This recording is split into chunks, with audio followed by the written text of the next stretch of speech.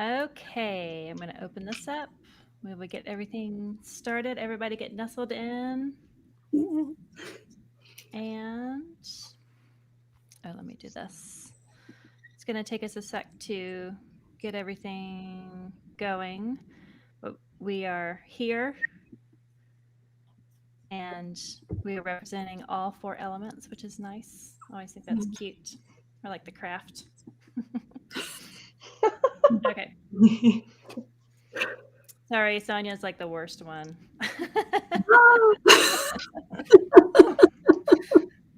Okay. That's harsh. All right, so I think we're here. We're good. Okay, well, welcome everybody. My name is Krista. The internet knows me as Practical Astros.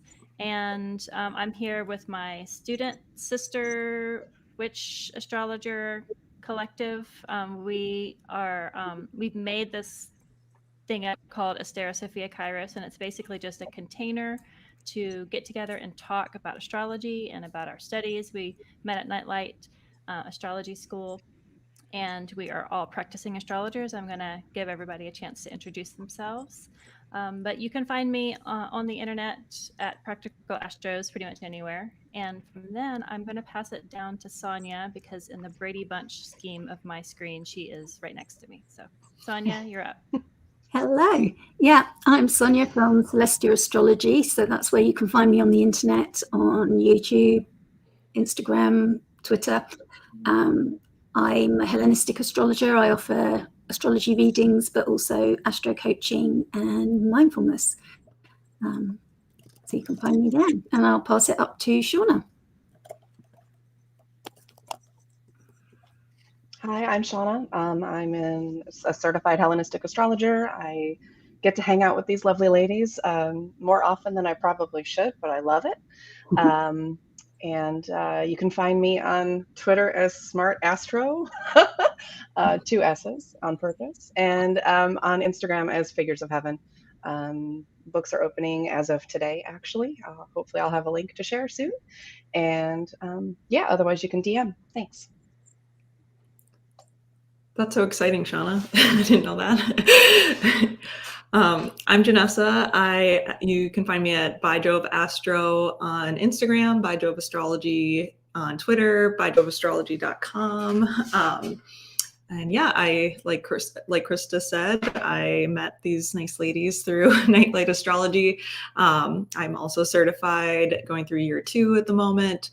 And yeah, I've got readings that I offer, a variety of them at this point, and I have something exciting launching in April, so stay tuned for more on that.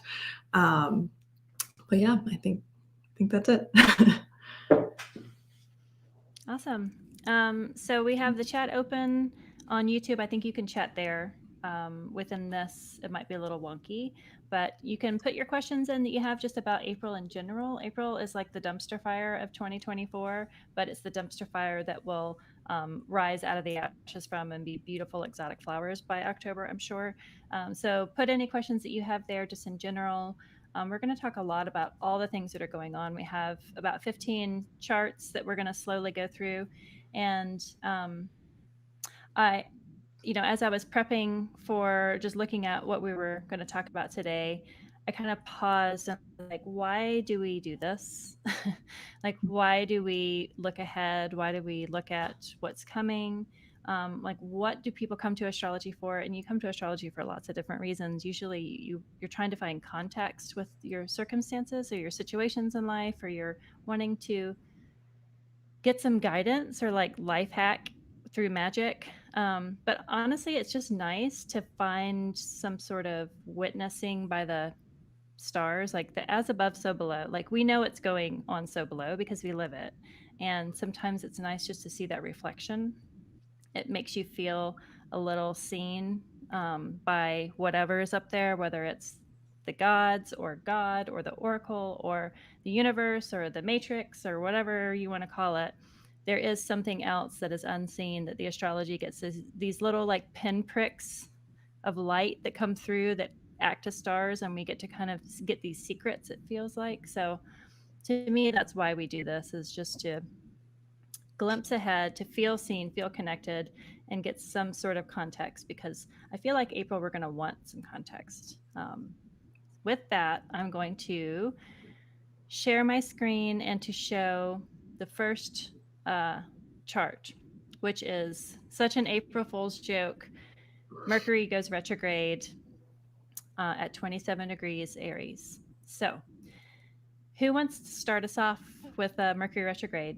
We're already under the shadow. We're going to be in Mercury retrogrades through all the fire signs this year. Mercury's going to spend more time in fire than all of the other signs combined.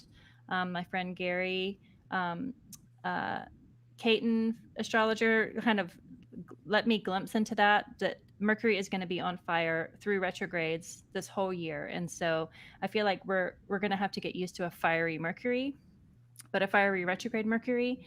And we're starting us off now. So on the 1st, in about 4 days, it's going retrograde. So who wants to launch us off with a retrograde delineation? This is the chart of the moment for the retrograde, at least.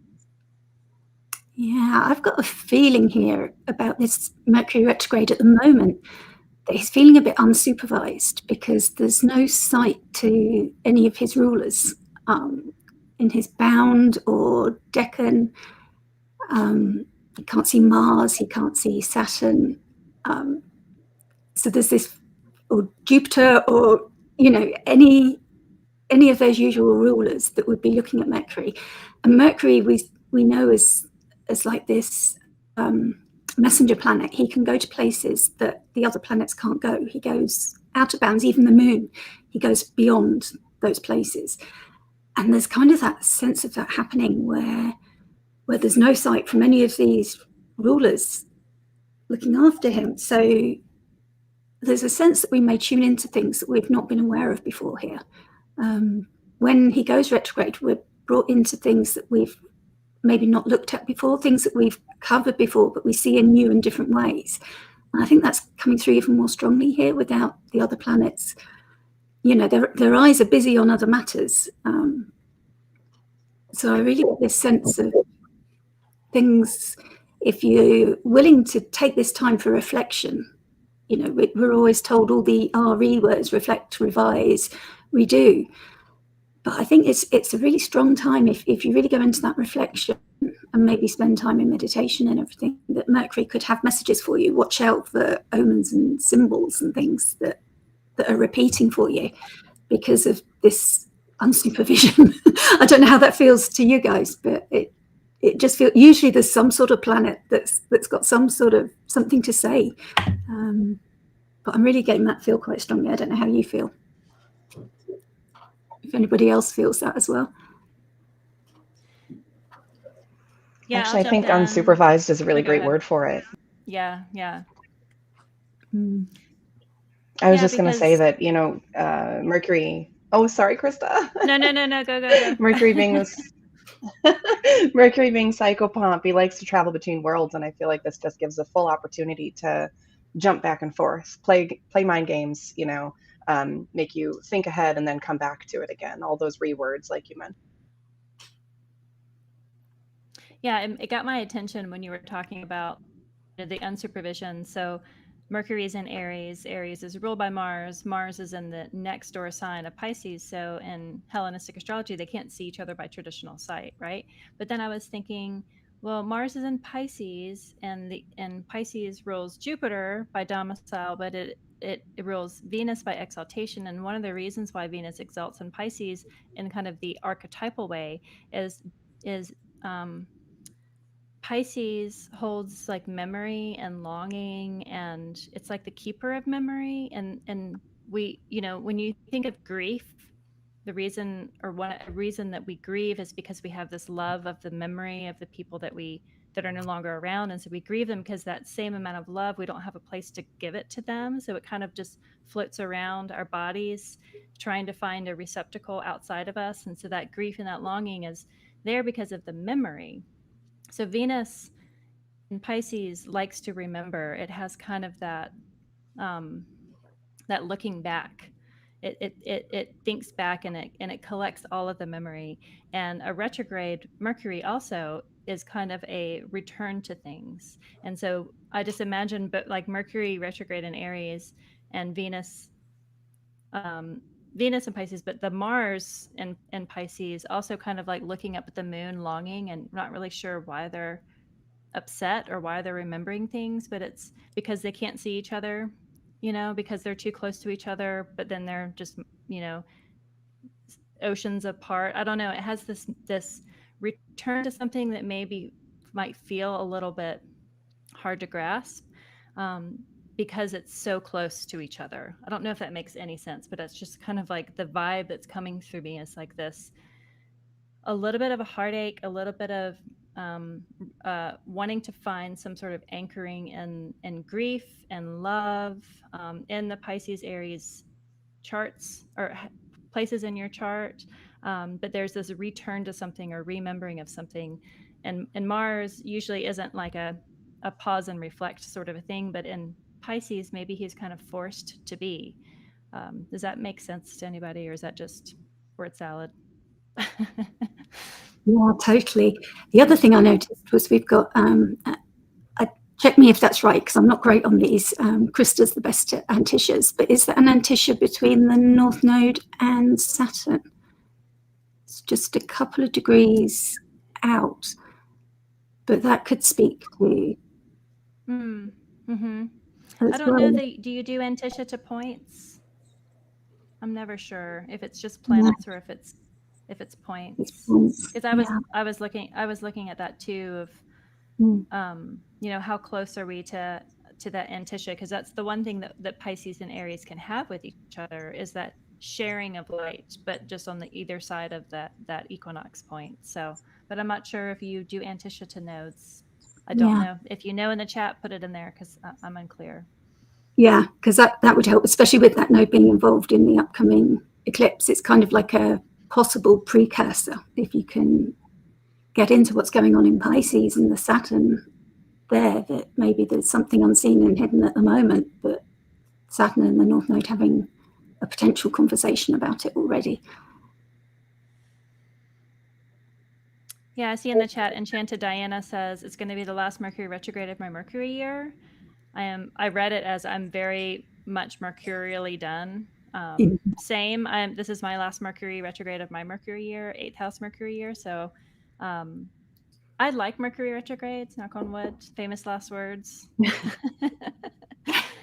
But what's interesting is like, okay, well, Mercury sped through Aries because it's doing his job, and he goes all the way to 27 degrees and has to go back. So that's why he's spending so much time in Aries. He's not going to get out of Aries until May 15th. So the entire month of April, it's Mercury retrograde or under the shadow. So I just feel like that is the first layer, the dumpster fire kindling that we're going to experience for April, is that Mercury is retrograde in Aries. Like, just you can just have that as like a calendar event for the entire time, because that's just always going to be there. And we start on the 1st, so it really does launch us off.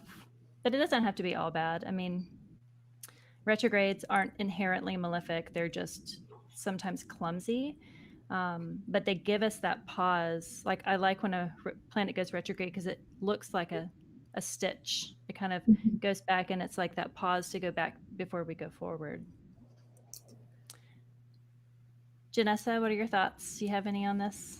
Yeah, I guess I've been thinking about it in terms of like a chance to pause and reflect on, because it's ruled by Mars in Aries, I think, or Mars is in Pisces, but the retrograde is ruled by Mars.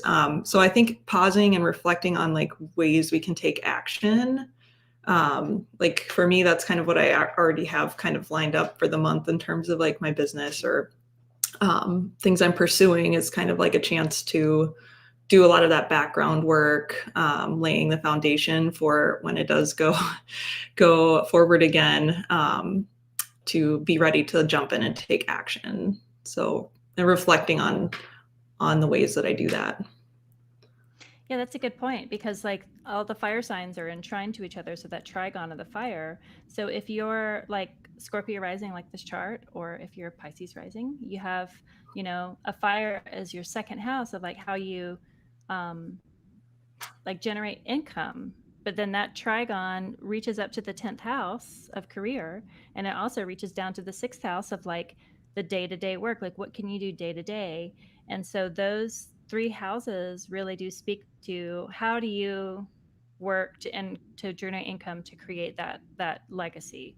And so you can look at that fire trigon wherever it is in your chart. It's like, okay, well, is it the first house of self and the 5th house of creativity and the 9th house of purpose? Like how does that, how is that retrograde kind of feeding into that connection of those areas of life? It's a good time to pause and strategize. Aries is a really good strategy sign. It's like, what can you do? And to make it kind of go back, it's like, I imagine if you had all these plans to go somewhere and it started to pour down rain, well, maybe you just have to sit inside and kind of renegotiate what your plan is, and maybe you'll do something that's a little different than what you expect. But um, we'll probably refer back to this retrograde throughout the stream, so I'm just going to push it over to a very different vibe. I called this Neptune because, hashtag Mercury retrograde. Neptune conjunct Venus, which is just hard for my mouth to say for some reason. I'm going to call on Sonia to start this because I always go to Sonia whenever I have Neptune questions. So what's your thoughts on this one? Yeah, I've been recently studying Austin Coppock's Decan course. And for him, this occurs in the third decan, and he's teaching us to look at the Vedic decan classifications as well as the Chaldean ones that we usually use. And this decan is double Mars. But it's the 10 of Cups in tarot. So there's like a, what would you call it? A completion.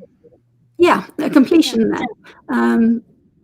But also an initiation as well with double Mars. That is right, isn't it? Yeah. Yeah, I mean, like it looks like the bound. It's funny to have like the last decan of Pisces be Mars, and then the first decan of Pisces be Aries. Yeah. It's like that final end of the year to push us through to be able to be reborn. You don't necessarily associate Mars as like a Piscean thing, but Pisces have passion just as much as any of the others. Yeah, I think that's why I was just questioning my notes there. It's like, is that right? But yeah, it's interesting because it's just past Venus's exaltation degree. So she's really on her throne there in Pisces. And that makes me think of the Queen of Cups, the lady just embodying all of that watery wisdom of like intuition and just really trusting everything that comes to you through that water and that memory that you were talking about before that comes through Pisces. And then Neptune brings like really that ethereal quality, that otherworldly quality to it. So it's a really beautiful time, but it can have a shadow side of vulnerability and codependency there as well. So there's all those sweet romantic illusions that can come through, but there can also be like disillusion if it's like not built on solid foundations. If there's love coming through, but you've got those rose-tinted glasses on, and when you've got those two planets together, that's a risk. So check in with your friends. If you do have those desires coming through, just make sure that it's grounded, because the archetypes I was looking at here, it was like sacred love as a mystical force, where you really feel the spiritual undertones of a connection, and like tantric love, and like the women that we really put on the pedestal, like their Virgin Holy Mary, and Persephone and women like that. It's not like the darker goddesses. It's really those goddesses that are venerated and seen as beyond the material. So yeah, it's just a lovely time if you want to connect with water at that time. And you know, if you do rituals or anything, it's a really wonderful time to do anything to deepen your connection with Neptune or Venus. I think it's a really beautiful connection and time. And if you've got either of those planets in detriment, it would be a beautiful time to really start working with either of them. Okay. We talk about remediation, and I think that, you know, trying to work with a planet when it's at that exaltation is like kind of walking into the throne room and be like, please help me. And you're in the best position of power to help me. You know, one like kind of joking thing, I was like, this would be a great day to start a cult. So be wary of cult adjacent things maybe that you encounter that day. Maybe they have cult tendencies. Um, you know, all joking aside, the shadow of that is just, you know, Neptune has this reputation of just being endless and no boundaries. And any sort of situation where there's Venusian themes, so whether it's relationships or gluttony combined with that endlessness of Neptune, you know, boundaries are good because you see the limits and you know that things are limited. And that is actually a good thing. So you can savor it and value it. If it feels endless, there's kind of a hopelessness or a wandering that maybe you need temporarily. And luckily, Venus moves pretty fast. But, um, you know, it also got my attention that even though Libra and Pisces can't see each other through a traditional aspect, you know, Venus rules that south node, and so the south node is still south noding, even though, you know, the eclipse has passed, the solar eclipse is approaching. And so I feel like they might be tied to each other because that sun will move into the 15th degree opposing that south node, and just kind of highlighting it again. So those 2 days feel reminiscent of each other, like that maybe south node Libra things, whatever Libra house is for you, might be related to the Venus Neptune conjunction, just because Venus rules Libra.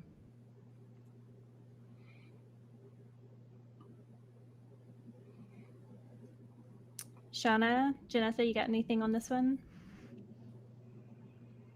I do, just a little one. Yeah.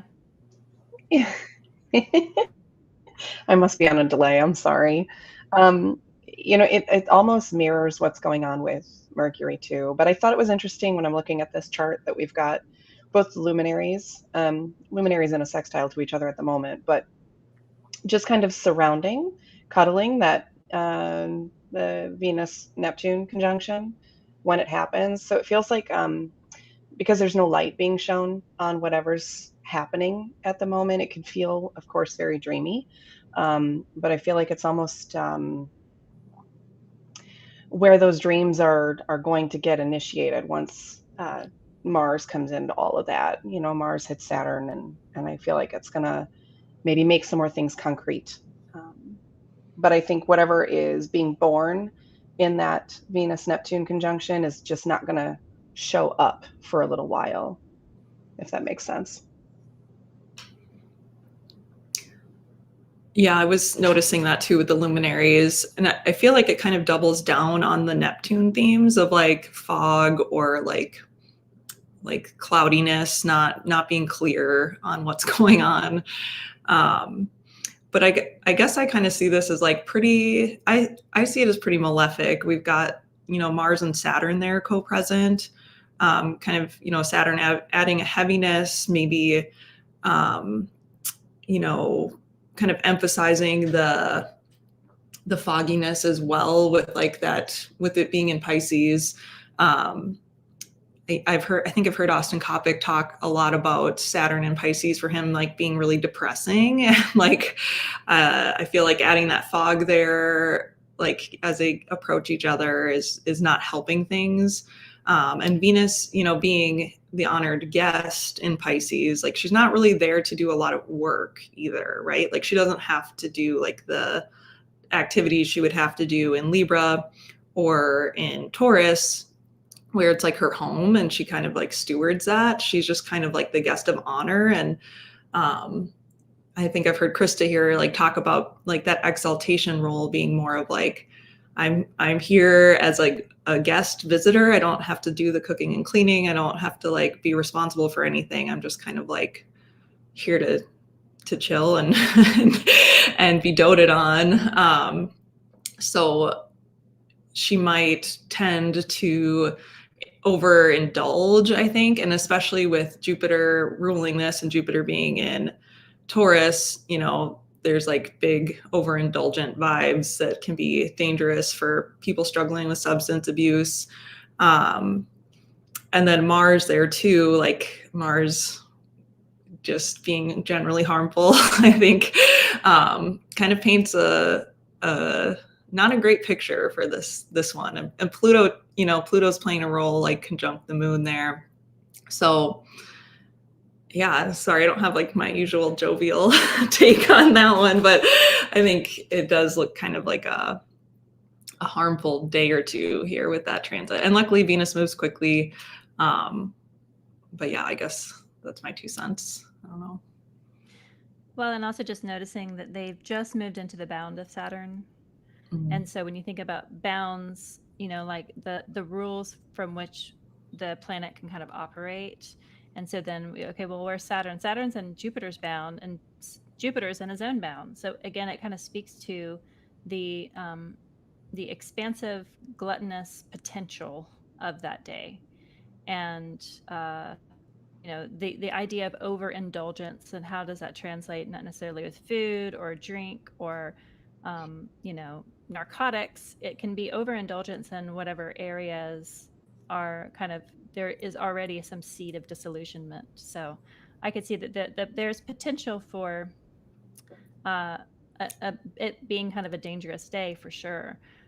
And just thinking about healthy boundaries and waiting, because that's a good thing about Saturn is that Saturn teaches us the potency of waiting, and that things that you have to wait for generally have a lot more long lasting effect anyway. So if there was the allure of something, maybe using that moment to just sit and stew under the covers. I like the idea of the luminaries not seeing it, of like just being under the covers and waiting for it to pass. So you can kind of be in that dreaminess, but don't take action on it maybe until May. I don't know, just kidding. Maybe just the next day. If no one else has anything to say, I'll move to the next one, which I forget. Oh, Venus and Aries. And hold on, I've got these nice little reactions.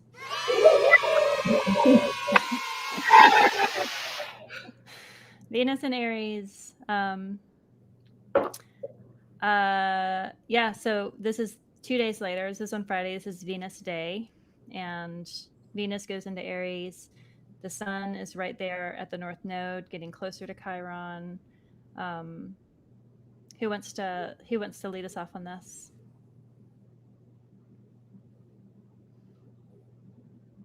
I can give my thoughts on it just because I just spent some time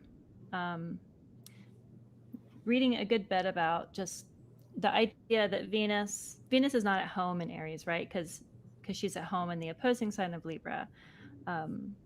She's also at home in Taurus. But when we think about any planet that is 180 degrees away from its domicile, it's called an exile. So it's usually freed from the parameters of which it's expected to act, which I think is more appropriate for Venus and Aries. She's not beholden to the prescriptions of what a Venusian should be or do. So there's a bit of a rebelliousness and a free from the shackles of expectations with Venus and Aries.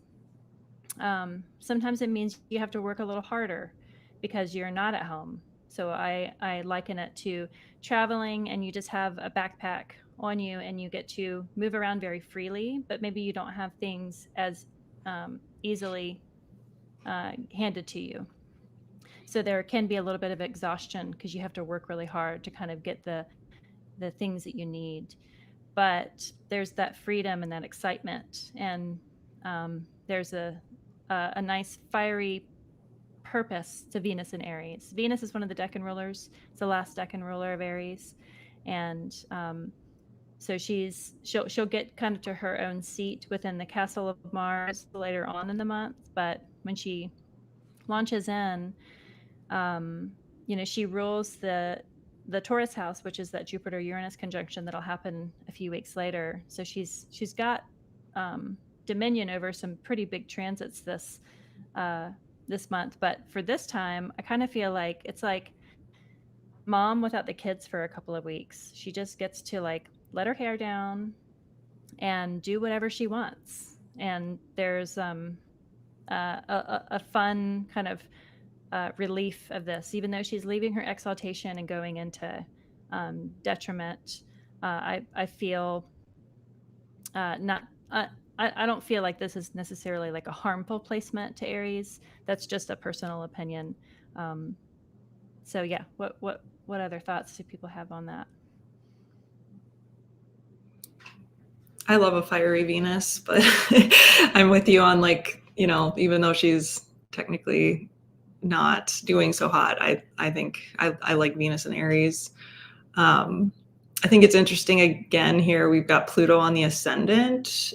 As far as like omens go, it's kind of interesting with the moon there as well. Yeah, I don't know if it's just speaking to, or in some way I feel like that lends itself to what's going to happen later in the month, or is an omen for that with the Jupiter Uranus conjunction and like the depths we're going to there. It's nice that obviously the sun is already is further away. She's going to get close and get burned up there, but they've got that 15 degrees of separation there, so that she starts her travels through Aries, not getting too burned up. And it's also interesting that the sun is conjunct the North Node. So I think, there's some like extra emphasis being placed on this as well. Like, there's just going to be like a big feeling of like, yes, like Venus and Aries, like, let's go. I feel like I get like energized just kind of thinking about that energy, and what that might feel like to have the sun kind of lending itself there nicely to whatever house Aries is in for people. Yeah, and one thing that just I thought of is, Venus is representing women in general, and it feels like women particularly have kind of been, historically attacked, like, traditionally attacked and been like kind of vulnerable to aggression.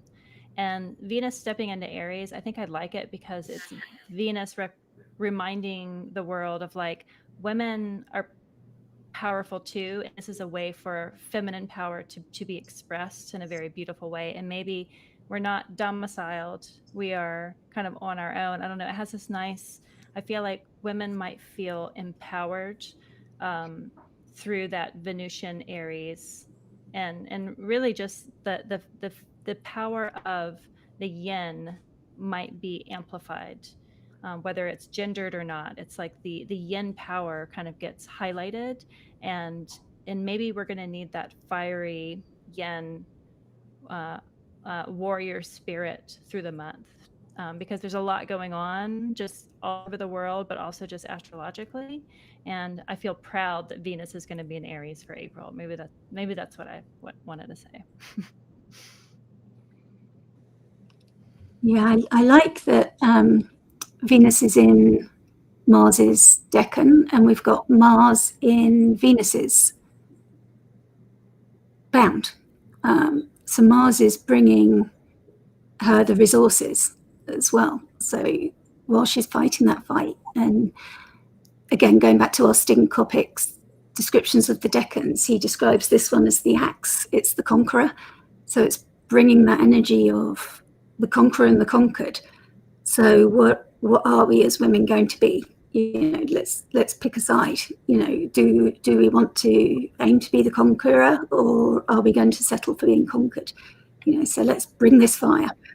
Let's stand up and fight. I feel like Mars is really bringing all the fire that he can. we've got all that fire behind us to really get something going. So yeah, you could see a lot of women's movements really getting started now, really getting fired up, I feel.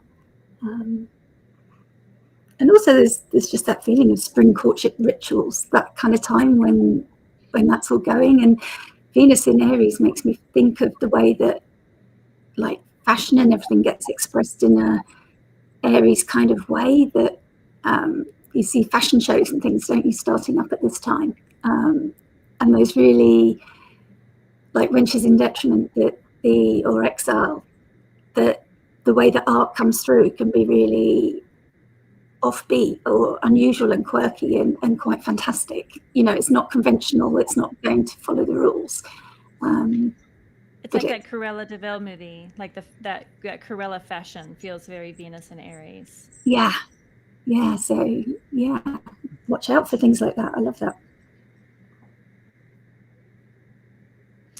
All right, I'm gonna move on unless we have any final thoughts. This is one of the ingresses of like a planet leaving its exaltation to the next sign, that it doesn't feel so poor. You know, sometimes we kind of feel bad for the planet leaving, but for this one, I'm like, yeah, you left your exile, but then you get to go into Aries. So, Shauna, what were you gonna say? I was just going to say that while you're all talking about, you know, different significations, the image that kept coming to my mind, just on a simplistic level, is woman. She's got her backpack. She's going rock climbing, but she's going by herself. You know, that's very. I'm just going to do it. I'm going to exert my own physical ambitions and prove to myself that I can. And then Sonia, something you said. The passions of how Venus can express itself in Aries. Buying yourself flowers, like that seems so simple, but instead of waiting for someone to bring you flowers, like buying them for yourself because you like them, you think they're pretty, you know, like that kind of thing. Very simplistic. Red flowers. All right, then 3 days later, we have a very packed Aries house with the new moon, solar eclipse, and Aries conjunct Chiron, which the one through line I keep hearing from all these astrological podcasts and other YouTubes is like all these astrologers say, I usually don't spend too much time on Chiron, but with this, it's like Chiron is definitely getting people's attention. And so I'm same. I usually don't spend that much time on Chiron, but he is definitely getting my attention. So Sonia, you're the lunation expert in the group. Sonia does really great mindfulness videos on her YouTube, Celestia Astrology. She does these beautiful meditations for the new moon and full moon. And so this is why I call her the lunation expert. So I'm going to pass it over to you because you also have an Aries moon. So you feel expert for this one. Yeah, I do. So yeah, no doubt I'll be feeling this one. Okay, I'm going to start with Austin Kopic talking about the crown. And I've got this illustration from Nicole.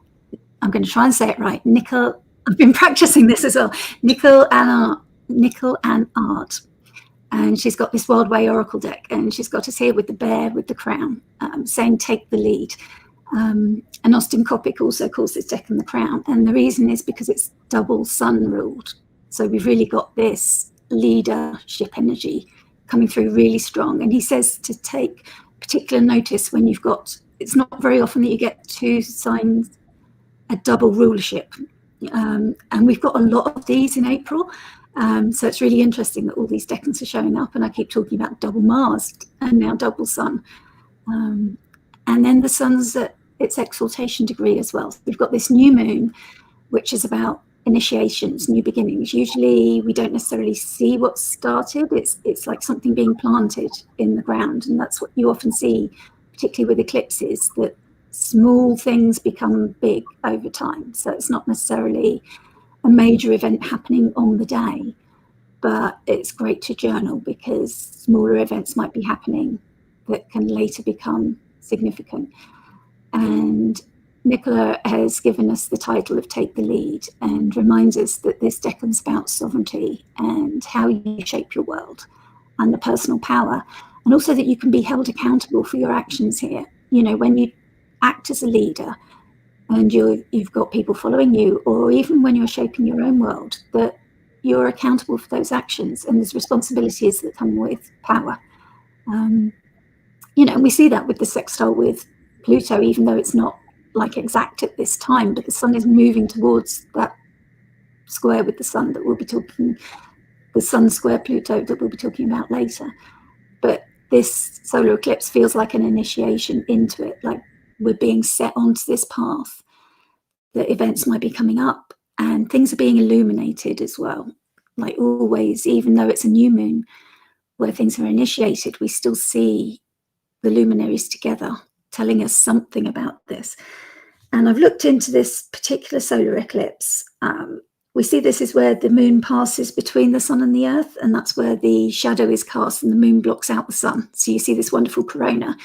And the USA is going to be very lucky in seeing this across the middle of America. There's going to be, it's going to cast a path all the way across, and it's going to create a cross sign with the eclipse from last year, the total solar eclipse that happened last year. So I think it's in 15 states it's going to be total, and then a partial eclipse in 49 states. So I think, yeah, if you want to see it, it's really now's your time. So what have I had some notes on the series. It's Saros series 139. And these series last for 1,300 years, 1,300 years that they cover. So you can look at the ingress chart of the first one to get some clues. But for us, we can just look back. The last one was in 2006. So it was March 2006, March 1988, and March 1970. So if you're old enough to have remembered March 1970, you can maybe think about events in your life and get some clues about where it's hitting in your chart. And I did look about whether it hits the same place. And apparently in each Saros series, it moves forward about 10 to 11 degrees each time. It moves slightly forward. So as this series progresses, it's in roughly the same area, but it just moves the story slightly on a little bit. So you can look back to where that was in your chart. And again, we do see leaders sometimes, particularly with this one being about the crown, leaders coming to the stage and leaders exiting the stage. So we saw an exit on the lunar eclipse, which was the Taoiseach of Ireland, Varadkar, and thankfully it was a resignation, and there can be more unpleasant ways that leaders can exit, but it was nice that it was a chosen exit, and maybe we might see a new leader entering. But we might not even be aware. It might be a small event of a leader that then becomes significant in 6 months, 12 months, 18 months that we might see it. But yeah, for us in our own world, it's about like reassessing how we take responsibility, how we take power, where we have power and how we wield it, and really being accountable for that, because the sun represents our consciousness. So yeah, that's what's important for me. But what does everybody else think? Go ahead. Who wants to talk? I can go. I also wanted to throw in there too. I don't think you mentioned, but I read somewhere recently that this is also going to be at the exaltation degree of the sun. So it's like tripling down on that solar influence. So yeah, I think typically my advice for people with eclipses has been like what you were just saying, where it could be something big, but it could also be something small. This one just feels so loud that I just have a hard time believing there won't be loud events. I don't know, just with the sun at that degree, with Chiron, with like the US situation and world events. Yeah, I don't have any like specific predictions, but it feels very loud is, I guess, my 2 cents. And yeah, we did have that conversation recently, didn't we, where we said, is it that cardinal eclipses are just louder, because they're the initiatory sign? yeah, I think that's a really good point too. Mm. I also think a lot about the Sun and Mars combo as being very tied to choice and how we choose to act. So I guess for me, that's what I've been reflecting on too with this is like, what is your personal power? You know, similar to what you just said, but choice being a big part of it and how we choose to move about the world really coming into play. Well, one of the things about just lunations in general, I think that like part-time witches will just use the moons, but like full moon and new moon kind of intentions.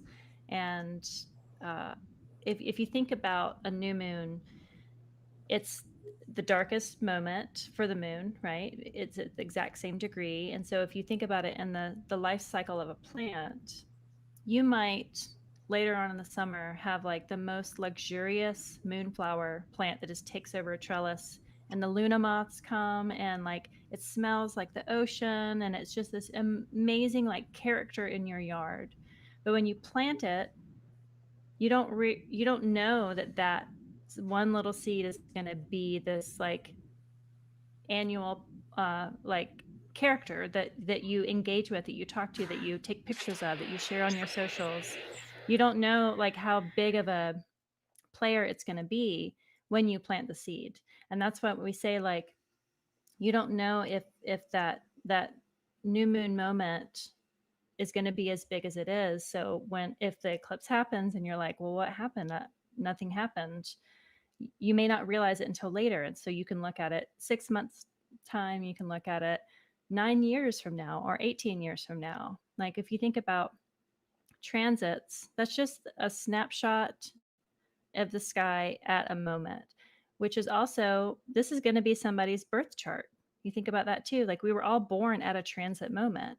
And so many political leaders were born with eclipse energy. A lot of the royal family was born with eclipse energy, being born day of or flanking days of an eclipse. So I look at this not only as we're going to look at the leaders that we have chosen, what's their story going to be that we see reflected in the eclipse moment, but also the potential that some baby will be born that then plants a seed of a huge character in our life 18, 36 years from now. And we won't realize that in the moment because it'll just be a cute little baby. But that's how astrology can seem so subtle, but can also speak very loudly. And looking back through time, looking at nativities can give you some sort of context for it.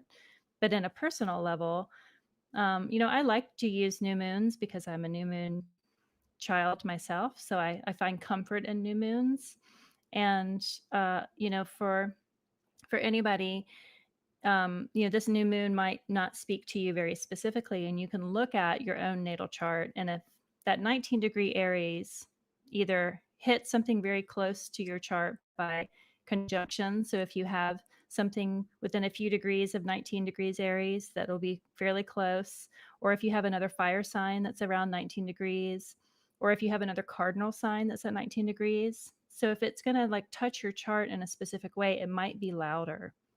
And I agree with Janessa. I think it's going to be loud, but I think it'll be loud to people that have that signature in their chart where it'll speak personally to them. Like yesterday, I had a very loud transit that I didn't realize until Shauna kind of brought it up, that it was a Mars opposition, and it spoke very loudly. Like literally, I was like sending them expletive filled voice notes because I was so furious.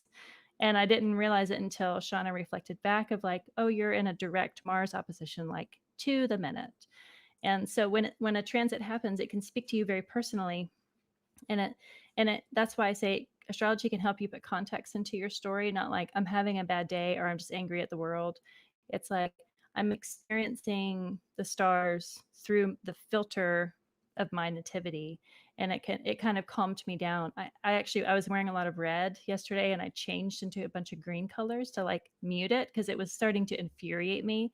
And it was also, I was drinking lots of coffee, and it was just infuriating me even more. So it's like ways of like mitigating or remediating a situation. I did not want to be that angry. I wanted to kind of channel it. And astrology helps you channel energy, which I think is very powerful, to be able to channel it instead of it just spilling over in messy or irreversible consequential ways. So, with this particular solar eclipse, I feel like, especially if you have a placement that's around that 19 degree, 3 degrees on either side, I think would be pretty potent.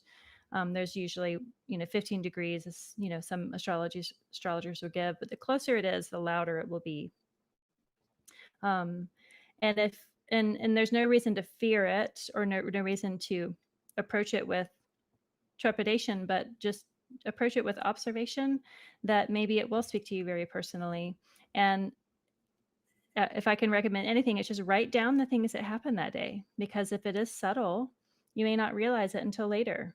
You may not realize it until 6 months from now, or a year and a half from now, or whatever. I mean, sometimes these cycles take time to grow out of the ground, to find a tendril to climb onto, to bloom, to pollinate. I mean, things aren't always so obvious. And again, like Saturn teaches, it's like things that take a little bit longer have a lot longer memory, or a lot longer effect to them. So, yeah, that's my 2 cents for the Aries eclipse. Yeah, I just wanted to share something on that note of what you were saying, Krista. And I think it might have been Janessa that shared. Patrick Watson, who's another astrologer that we follow and learn from, shared that he had a eclipse that impacted his chart quite closely on his planet. So he was like watching and waiting and journaling and doing everything that we do, and thought nothing happened. And then it turned out that his future stepdaughter was born on that day. So obviously it was an important eclipse for him, but he didn't actually meet his stepdaughter for some time. So it shows how an event, and yet that date became very important in his life now. But at the time, he wasn't aware of what had happened. It wasn't an event for him at the time. But he came back to it, and he could see how that eclipse mattered. So it's like a particular example of how that seed can be planted. Metaphorically.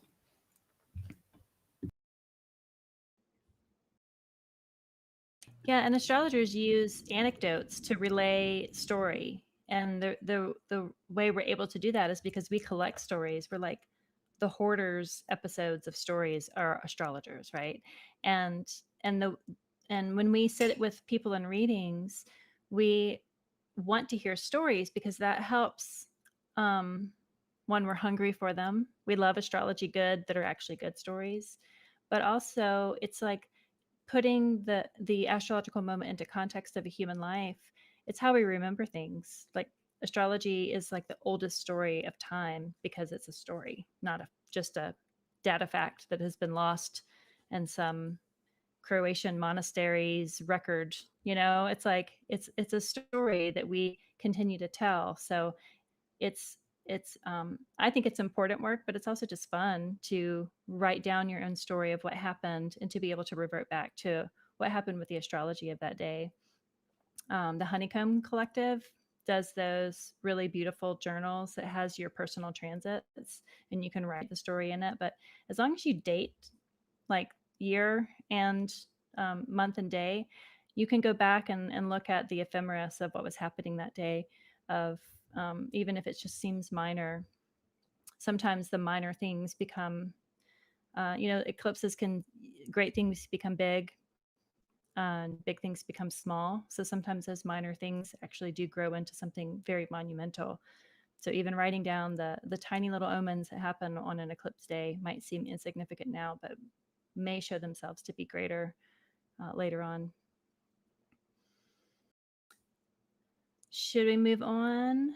Anybody? Does anybody have any Aries 2 placements?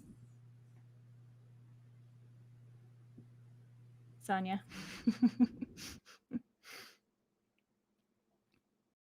Shauna has some Cancer 2 placements that will square this for sure. Yeah, I've got my Saturn in there, and he's my Lord of the Year. Okay. So this will be fun. Yeah. How about in the chat? Anybody? I know someone has a retrograde Mercury in Aries, but yeah, and throw questions if you have any that we can look at, and as we go through these. I'm gonna. Do you got something, Shauna? I was just going to say before we move to the next slide, it's not, well, kind of 2 points. First, just to kind of piggyback off of what you said as far as like embodying astrology, even just if you're journaling or you don't even journal, to get into the habit, make notes even just about the clothing you're wearing. You know, like Krista referenced having worn red yesterday, and she needed to embody that Mars yesterday for the situation she was taking on. So that was perfect. But being able to bring herself back down and hit the other side of the color wheel and, you know, embody Venus at that point with all the green was a great thing. Did you wear your green lipstick today? You're still a little small in my picture. I don't have green lipstick, but as you were talking, I just realized I went to a school advisory council meeting, and the whole district, the mascot is called the Warriors, and I just realized that. So everybody was wearing red. I wore red because it was like, oh, it's the Warriors. That's like the color of the mascot. Yeah. So everybody was on fire yesterday. But yeah, I don't have green lipstick. I need and rightfully need to add so that to for my the palette. topic. Yeah, yeah. I guess so. And then I don't want to take it political or anything else because I cannot speak to those things with any kind of education. But the one thing that this particular chart makes me think of is early 2020 when we had just that huge planetary collision in Capricorn. But this one happens to be in another cardinal sign, but this one happens to be in Aries. And yes, it's some different planets at play, but it just makes me wonder moving forward how those things are going to come to fruition as the group, especially with Saturn still being in Pisces, and how that that whole collective mindset might come into play, and what we're not seeing at the moment. So I think that'll be really, really interesting to see what comes up.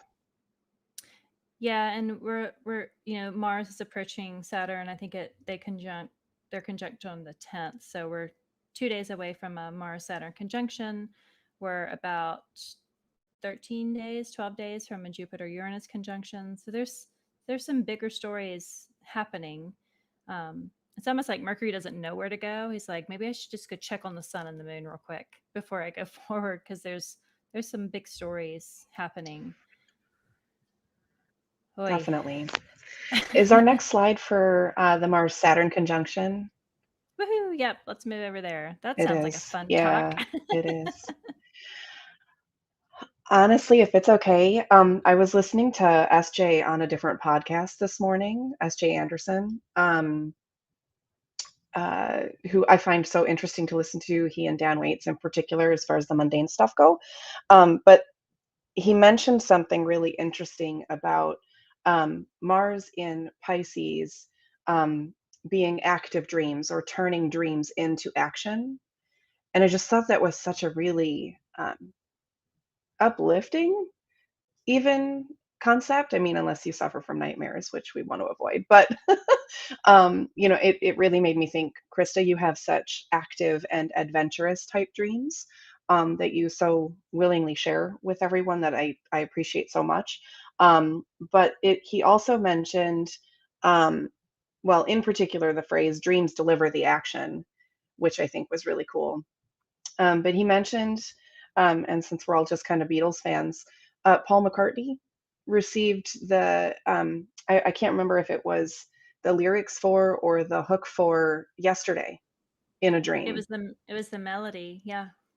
Yeah, so I thought that was just a really cool, especially with Neptune still hanging out there. I just thought that was really very dreamy, no pun intended.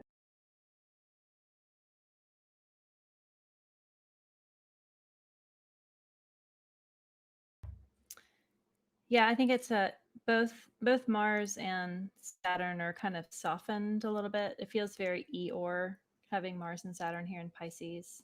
I think Mars and Saturn conjunct in other signs might feel a little bit more reckless, but in Pisces, it feels just a little like wet cat energy.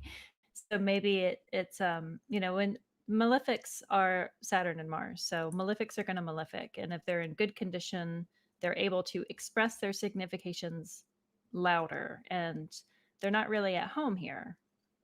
And so um, uh, I'm considering this conjunction because whenever the malefics get together, and especially whatever house that Pisces rules for you, you're gonna you have both malefics there already, and there's constraint with Saturn, and there's kind of um, uh, Mars likes to move, and sometimes he moves recklessly, but in Pisces, it's like moving underwater.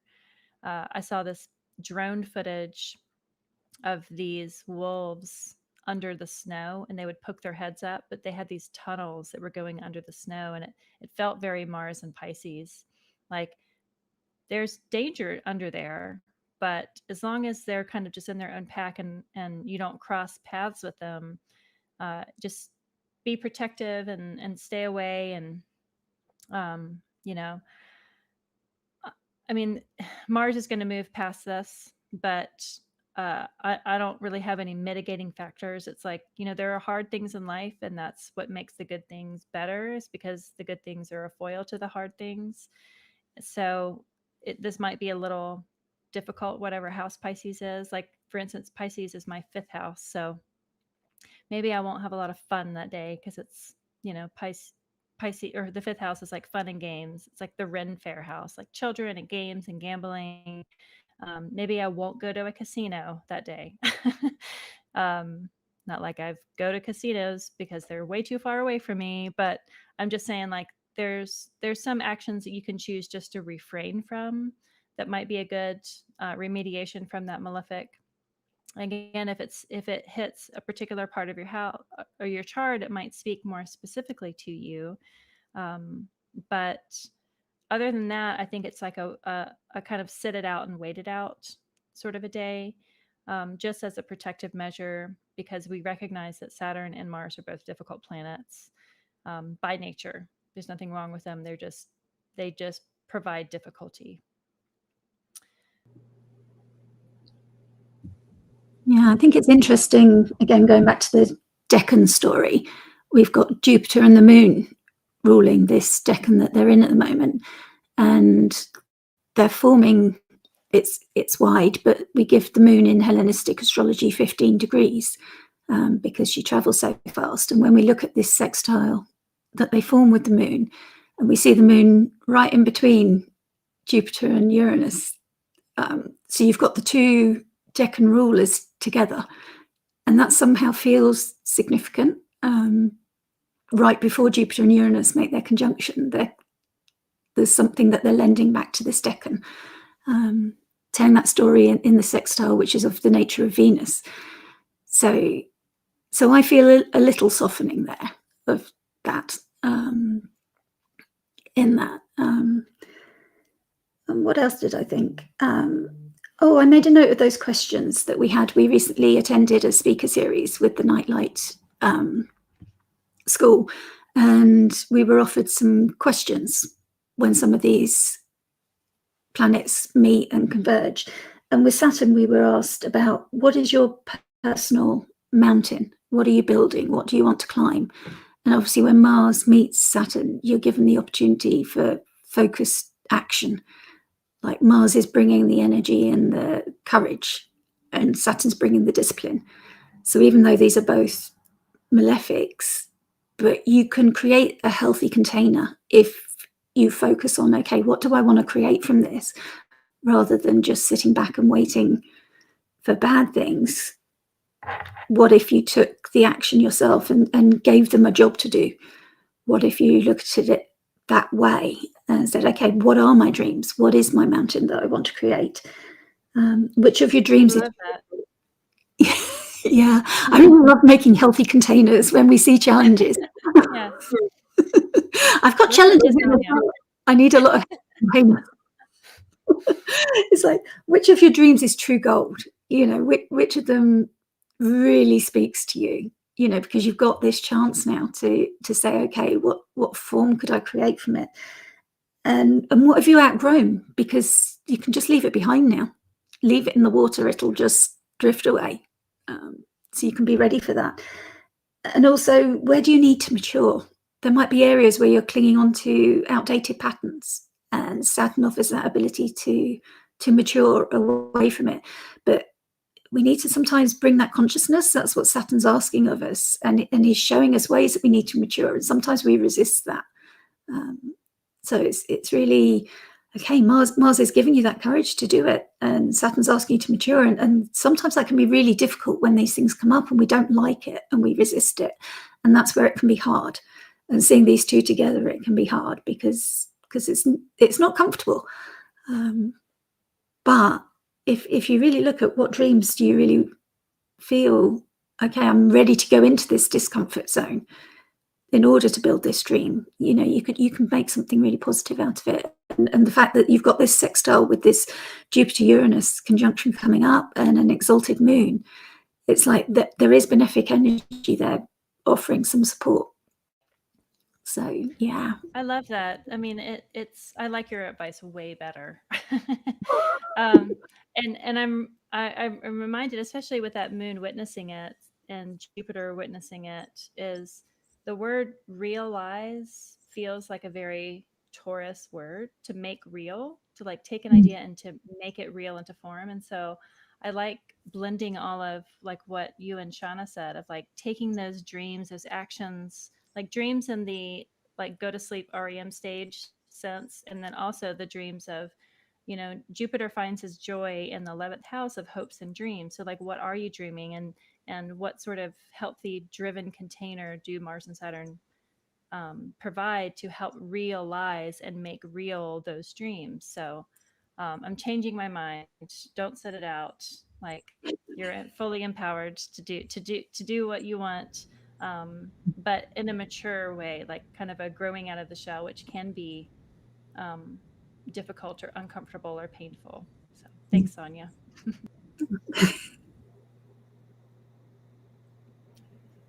Yeah, I In a was. way, it just feels like, sorry, Janessa.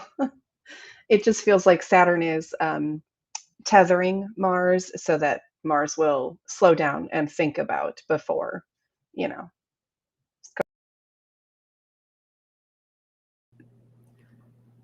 Yeah, and I think this is the only time in that Saturn transit, unless I think that's the only time that Mars is going to be conjunct Saturn in Pisces. So to me, it kind of speaks to like a low, like being that they're both malefic, being like maybe the lowest point here or like rock bottom. And then again, like what Sonia was just saying, like kind of looking towards that Jupiter, Moon, Uranus situation as like the way out of that, or like the light at the end of the tunnel. Um, but yeah, I guess I kind of, you know, if we're talking about Saturn and Pisces having themes of like depression, um, and then Mars being conjunct there, just kind of like amplifying that to the max, and that being the only time that they meet. I think, yeah, like rock bottom is kind of what's coming to mind. Yeah.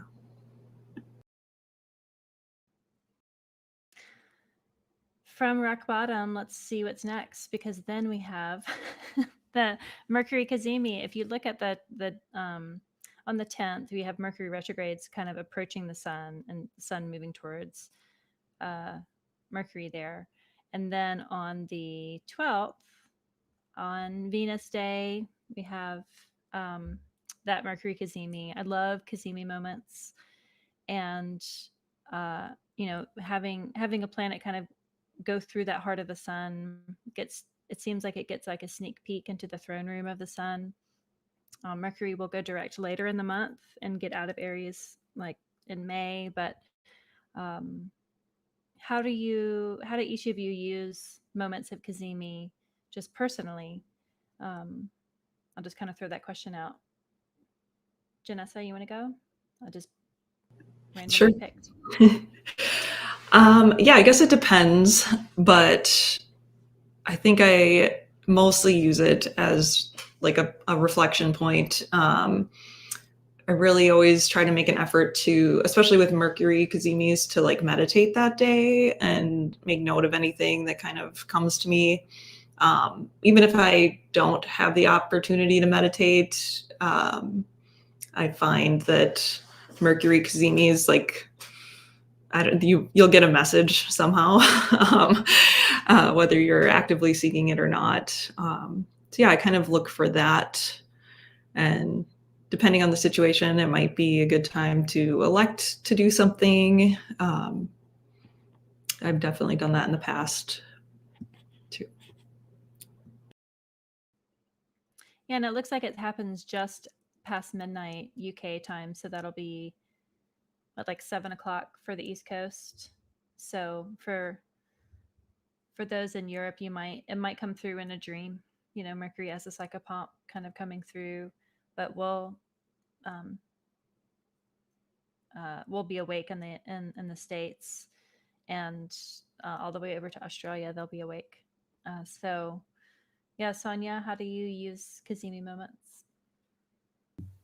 Yeah, much the same as Janessa. Sometimes I will light a candle to Mercury and do a little ritual for him, because it never hurts to help make some offerings to him and like work with him more consciously. And this is a really good time. The decan here is Venus and Jupiter, and Austin's image is roses in flames, and the tarot card is the Four of Wands. And it's interesting that is like a kind of celebration moment. But the roses in flames makes you think of, well, we're going to just be left with ashes, the beauty of Venus, but then it's made into ash. And I suppose that's kind of resonant of like that Aries thing of that quick fire, but it burns out. And that's kind of like the Kazemi moment as well. You're into that throne room, that he's in that exalted moment, but he's so close to the sun that he can burn. But if you're brave enough to stay and get the message and just risk that moment, and Mercury being reborn as well as the morning star, it's a chance for us to, I've written down a new way of experiencing embodiment, like a chance to step into our dream. If we're seeing this April astrology as like a transition phase for us from Pisces to Aries to Taurus, what they're bringing us, the challenges of Pisces, and then the fieriness of the Ariesness moving through to the Taurus breakthroughs that are going to be offered, and the eclipses there, and then this retrograde happening at the same time. Like looking back, it's like, are we going to step into this embodiment that Mercury is now offering? You know, and this is kind of like the moment of, do we see what it is? You know, that the eclipse is showing us a message, and now Mercury is, and we've had these dreams come through, and it's like all these multiple chances. And astrology is that. There's lots of new beginnings in astrology. We get the new moon every month.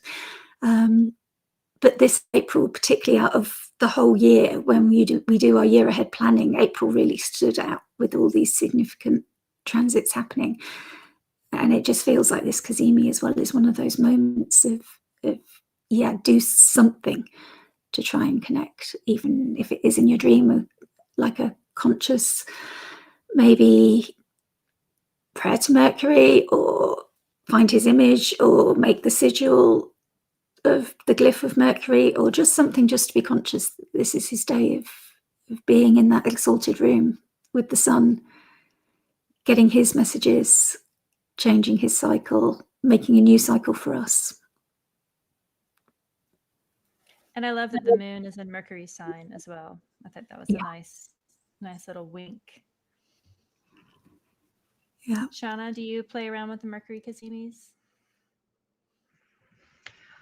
I'm listening to Janessa and Sonia, and I just love how much intention there is behind both your your Kazemi moments. I'm internally laughing at myself because I feel like I always miss the Kazemi moment. I'm Cancer ascendant, which means Gemini's in my 12th house, and I've got Mercury at 28 degrees sitting on Betelgeuse, and I just feel like I'm constantly living in Mercury, in a mercurial space, and so I feel like I'm always like, oh shoot, that just happened. Now what? I feel like I'm always just playing catch up with it. Confetti cannons. Mercury is the trickster as well. So I wanted to say just one last thing about this. I think that the best thing about Mercury retrogrades is that we get Kazemis. It's like the prize, you know, like the return back to of like going back, like Cinderella going back and getting her, you know, glass slipper. It's this kind of moment that happens because of the retrograde. So, and Mercury goes retrograde more than any other planet because he moves the fastest. Like the moon doesn't go backwards, and you know, uh, so people will often disparage astrology, and they know the phrase Mercury retrograde as if we blame things on Mercury for going retrograde, but he does go retrograde more than any other. So it's like a phrase that has slipped out of the astrology bubble and into the mainstream. But there's a reason for that. So um, then a few days later, looks like a week later, the sun moves out of Aries and into Taurus. And, you know, the big thing about just April in general is yes, Pluto is fully in Aquarius, but Pisces, Aries, Taurus, those three signs have the majority of all the planets in it. And you'll have these stack ups of planets often, but just thinking about those three as like a continuum of story of light, um, you know, this is the chunk of the sky that most of the planets are in, and they'll start to spread out later on in the year. We'll have a Mars retrograde. We'll have a Mercury retrograde in Leo. I think the Mars retrograde is it Leo Cancer. I haven't gone to look and see. I think it's Leo Cancer. Yep. So it'll start to kind of scatter, but those areas of life, the topics of life for Aries, Taurus, Pisces, are really just being spoken to repetitively through all of these planetary significations. The moon's the only one that kind of like keeps stirring things up. And with anything going into a fixed sign is going to immediately square Pluto because Pluto moves so slowly. He's hanging around that 2-degree Aquarius. So the sun moves into Taurus on the 19th. But you would think that we would start off with the Sun Pluto square, but there is actually a bigger moment happening. Uranus and Jupiter, who have been getting closer and closer and closer since Jupiter went direct on December 31st last year, are finally conjunct. And they're conjunct at 21 degrees, 49 minutes, while the sun is almost at that square to Pluto. But to me, this is like the loudest, most confetti cannon, wild, wacky, inflatable tube guy moment of all the transits is this Jupiter Uranus conjunction in Taurus. And so I know that we have lots of notes about it. Janessa, do you want to lead us off? Just how do you read this? Sure. Yeah. So to backtrack a little bit with Uranus and Taurus, I really loved something that Austin Kopik said on the Astrology podcast. I think it was for the Year Ahead episode for 2024. And it wasn't quite a throwaway comment, but they didn't really elaborate on it. But I have not stopped thinking about it since that Uranus and Taurus is really correlated with the rise of like cottagecore or like slow living and like this return to the earth type movement that we've seen like really heavily on Instagram.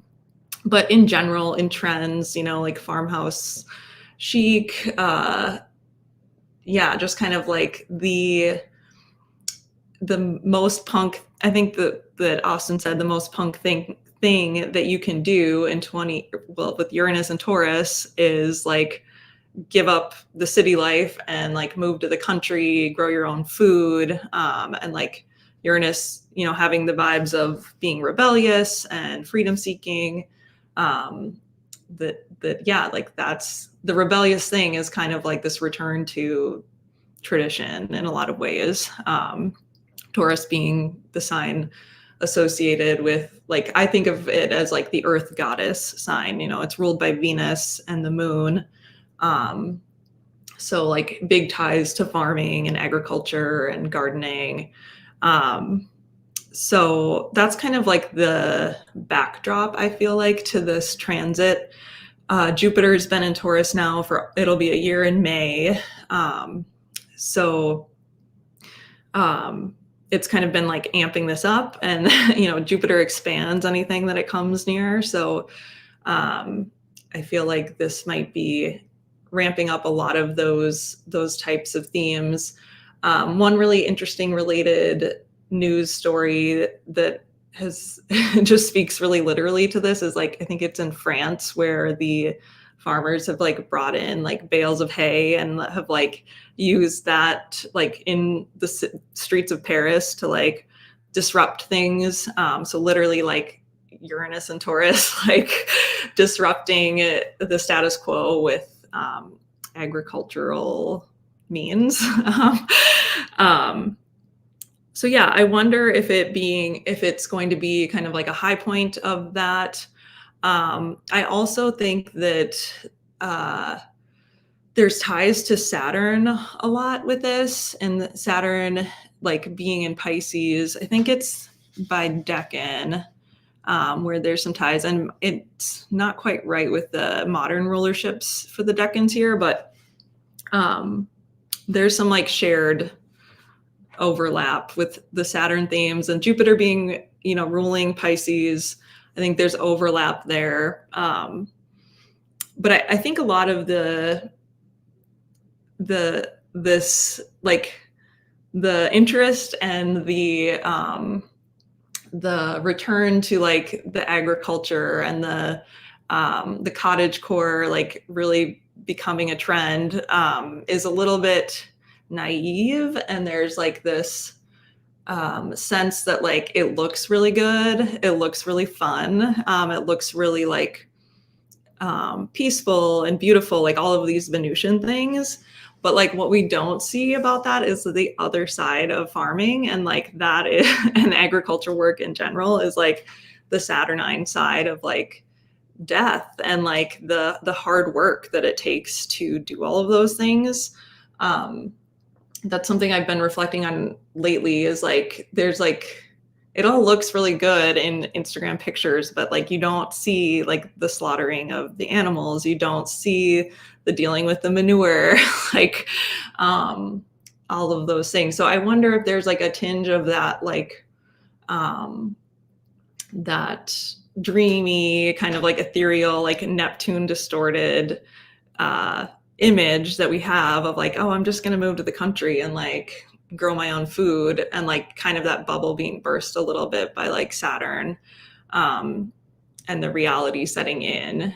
But yeah, I guess those are kind of like the big like themes I've been seeing. I think another one that kind of relates to the Uranus and Taurus is like breakthroughs in like medicine and like health and like things that can help with wellness. So like that would be something I'd really love to see with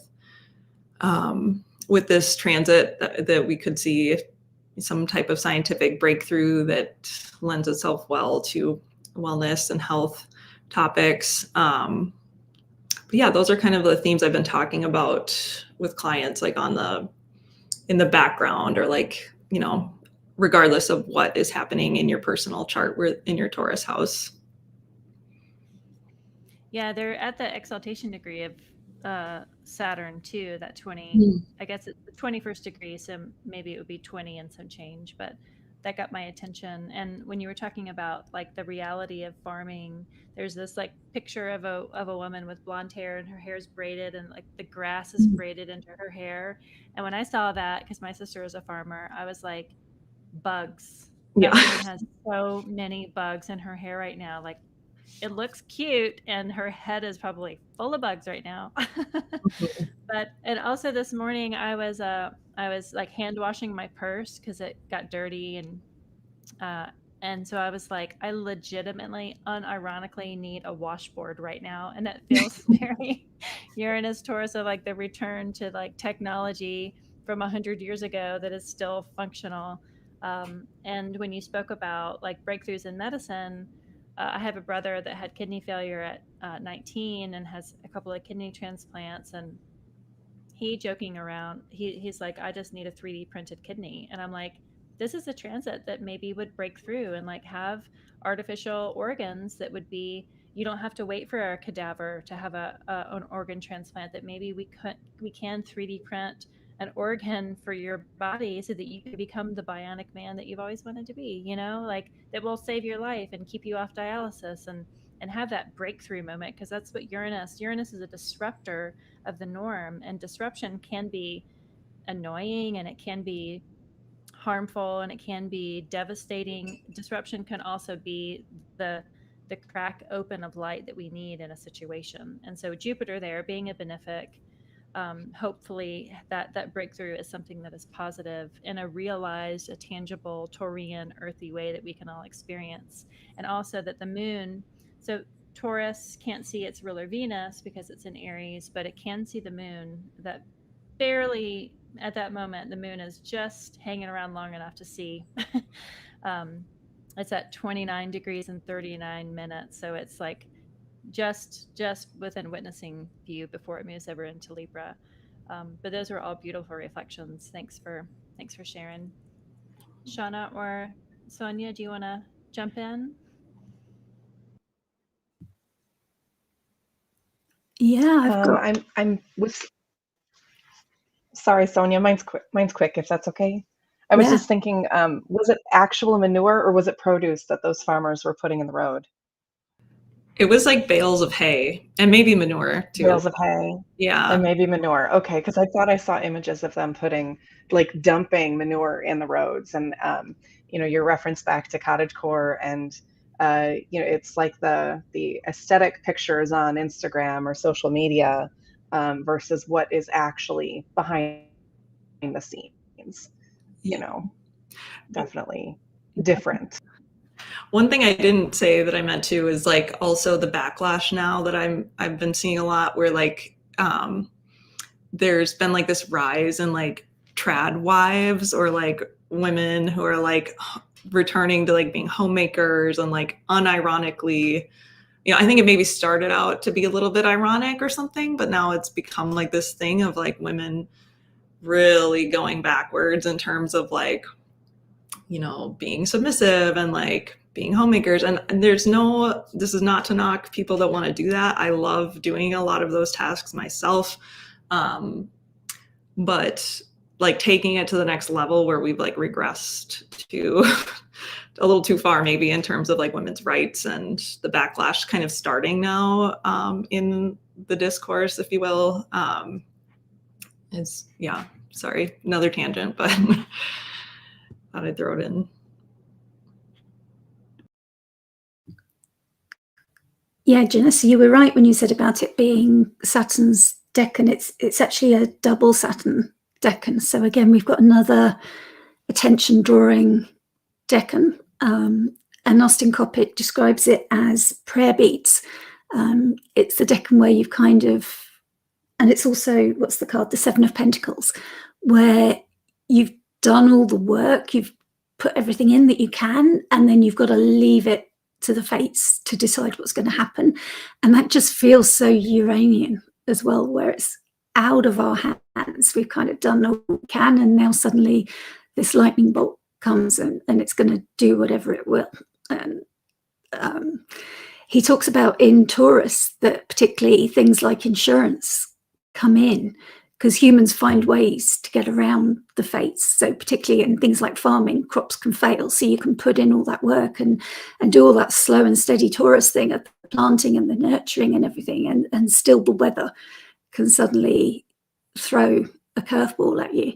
And so it's like there's nothing to do but sit and pray and have your prayer beads. And that's the quality, the story of the Deccan that we're in, where it's this double Saturn of, okay, we're, who do we pray to? So that's kind of the healthy container again of okay, have we done all we can to mitigate here? What do we need to look around us? What precautions do we need to take? We've planted our seeds, but have we nurtured them? Have we? Let's not be naive and trust that everything's fine. Are there any other precautions we can take? And I've got some questions again from our webinar, which is about Uranus being the call to be authentic. And how important is it to you to be true to yourself?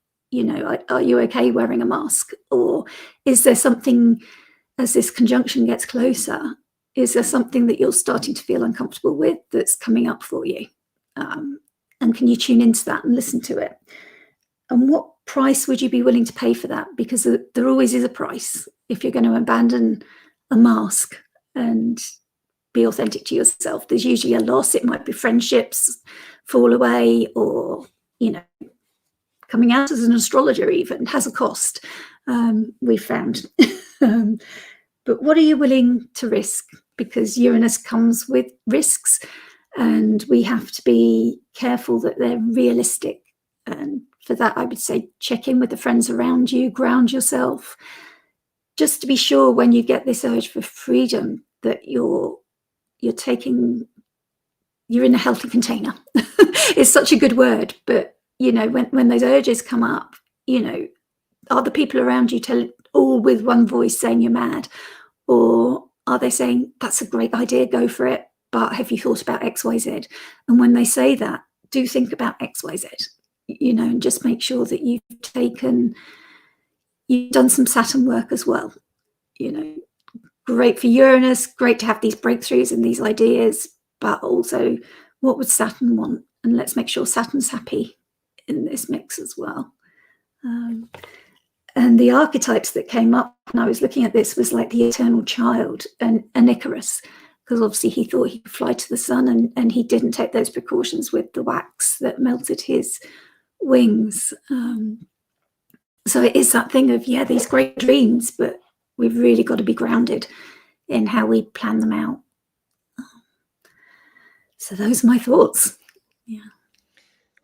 I love those. And one thing I was reminded of is, there's the chart called the Thema Mundi, and it's the, imaginary chart of the world. It's used as a teaching tool. But in the Thema Mundi, Jupiter finds his joy in the 11th house. But in the Thema Mundi, the 11th house is Taurus, because it's a Cancer rising chart. And so if we think about, like, let's use that as like the chart of the world. So we think of the 11th house as like the collective house, the house of support that pushes to the 10th, which is the top of the chart. And so if we think of something breakthrough happening in the 11th house, kind of that we would collectively experience, in modern astrology, they use Uranus as the ruler of Aquarius, kind of the same thing. And while we don't use that, sometimes different types of astrology will rhyme or harmonize, even though they're not saying the exact same thing. But I just wonder, with that conjunction happening in the Thema Mundi in the 11th house, is there going to be a collective thing that is shared that then begins a radical transformation in the tangible reality of Earth? And I had a reading with Nick Dagan Best, one of my favorite astrologers, and he talked about 2024 kind of being the real beginning of this century. And if we think about the 1900s, from 1900 to 1920, yes, it was the new century, it was the 20th century, but the changes that happened then were still pretty reminiscent of the century prior. In the 1920s onward, you had things that, like, the cog in the machine turned in a way that there was no going back. Like, we left horsepower, we started to drive around in cars, women received the right to vote. There was that second wave of feminism that came after the 1800s. Like, the gender roles started to really shift, wars started to happen. It was like everything really started to change after 1920. And he speaks about April of 2024 kind of being that moment. And I glean from that, it's that this is the moment that April becomes the powerful month for the next 100 years. That's how important this moment feels. And while it might not be as loud personally to you, I feel like it's going to be personally loud to me because I have Mercury at 21 degrees, 49 minutes. So I'm expecting a message. I'll just put that on record, Mercury. But I feel like it will be collectively experienced as a shift, a very palpable shift. How that will be, maybe it will be subtle to a lot of people. Again, maybe it'll be someone that is born on at this moment that will go on to really radicalize the world and shift it forward in a way, hopefully for the good, because just because time continues on doesn't mean that we necessarily improve. We have to make the right choices to improve every day, all of us collectively, to do that. But I'm excited for this. I feel like it's going to be tangible because it's in an earth sign. I feel like it's going to be loud because Jupiter is loud, Uranus is loud.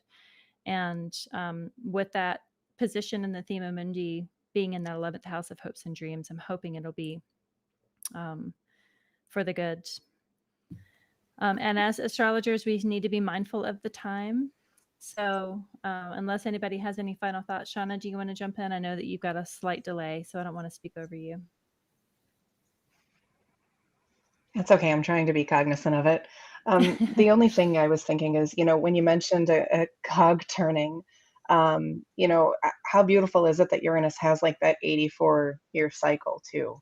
And it would push us just into the next century. And it feels like, those first 2 decades in my mind are, there's that giant mysterious hand that just starts pushing the wheel. And those first 2 decades are as that wheel is shifting. And then the second decade, the 20s, are when it finally lands into its next position. And then you can start that cycle all over again. So it's just Yeah. Yeah, and in Chinese astrology, they have 20-year periods, and period 9 started with the new moon in February. And so we have this 20-year period that corresponds with the Pluto ingress into Aquarius. I mean, there's lots of ages and lots of studies all over the world. It's not just astrology that kind of look at these periods of time. And this year is a kind of a potent time for all sorts of those timing techniques, across oracle use, whether it's Chi Mendujai or Western astrology. Again, like they harmonize and they rhyme with each other, even if they're not saying exactly the same thing. I went to a ISAR lecture, and it was about Steve Jobs and about how all the significant points on his career were totally tied into this cycle of Uranus and Jupiter. All the releases of, especially the breakthrough Apple products, but also him leaving and coming back and forming different companies and everything, were all either oppositions or conjunctions. But he also mentioned that like great inventors are often born at this time. So somebody could be born now or born 14 years ago that we won't know of until 28 years, or multiples of that they become in our consciousness, but we find that they've been born like with a birth chart that looks just like this, which is really interesting. Yeah, this is going to be somebody's birth chart, or many people's birth chart.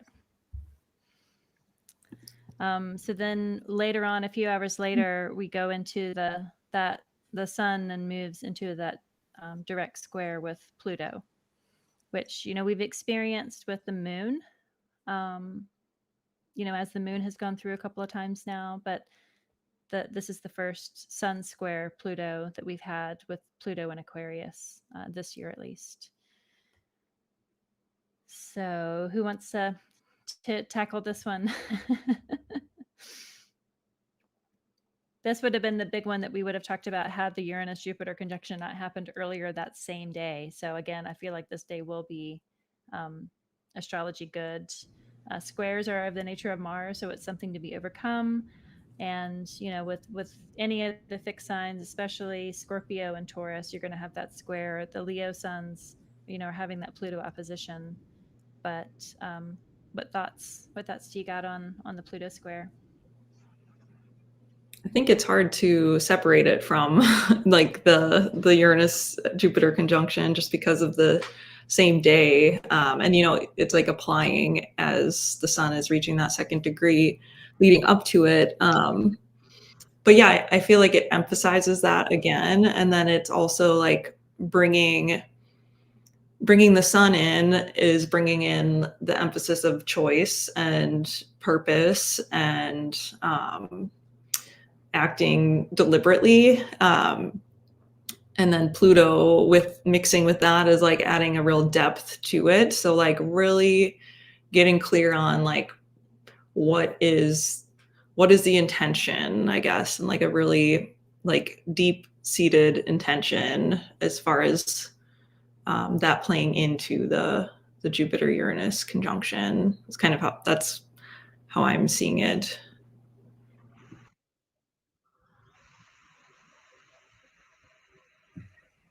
Excuse me, I just wanted to say it feels like the Pluto Sun square is a little bit of like a bass drum, and the Jupiter Uranus is like the cymbals. It's like that holding phase with the Pluto square. Yeah, and the good thing about the Jupiter Uranus conjunction is that one of the rulers of Taurus, the moon, is visible, but with this, both Venus and the moon are not visible. So the traditional rulers of Taurus are Venus for domicile, moon for exaltation. And in this situation, once the moon immediately gets out of Virgo into Libra, the sun is kind of on its own as far as rulership, and so it feels harder just for that, like just to kind of be on your own and have to kind of mature up and deal with whatever thing to be overcome from this Pluto square, because this is going to happen like 19 other times, like through the cycle. So it's not a one and done thing. It could just be something that is like you're going to have to deal with head on. And squares with fixed signs always feel harder because fixed is about sustaining light. So fixed signs are proud of holding things in a continuum. And when they have to be redirected, it can be a little more, a little less graceful, and it can be a little messier sometimes. So finding grace in this moment might be key. But again, it's I like the idea of like that bass drum of just like keeping the beat to go forward and being grounded. Sun and Taurus is a grounded place. It's in Venus's decan and bound, so at least it has kind of has all the tools available that it can without seeing its rulers there. So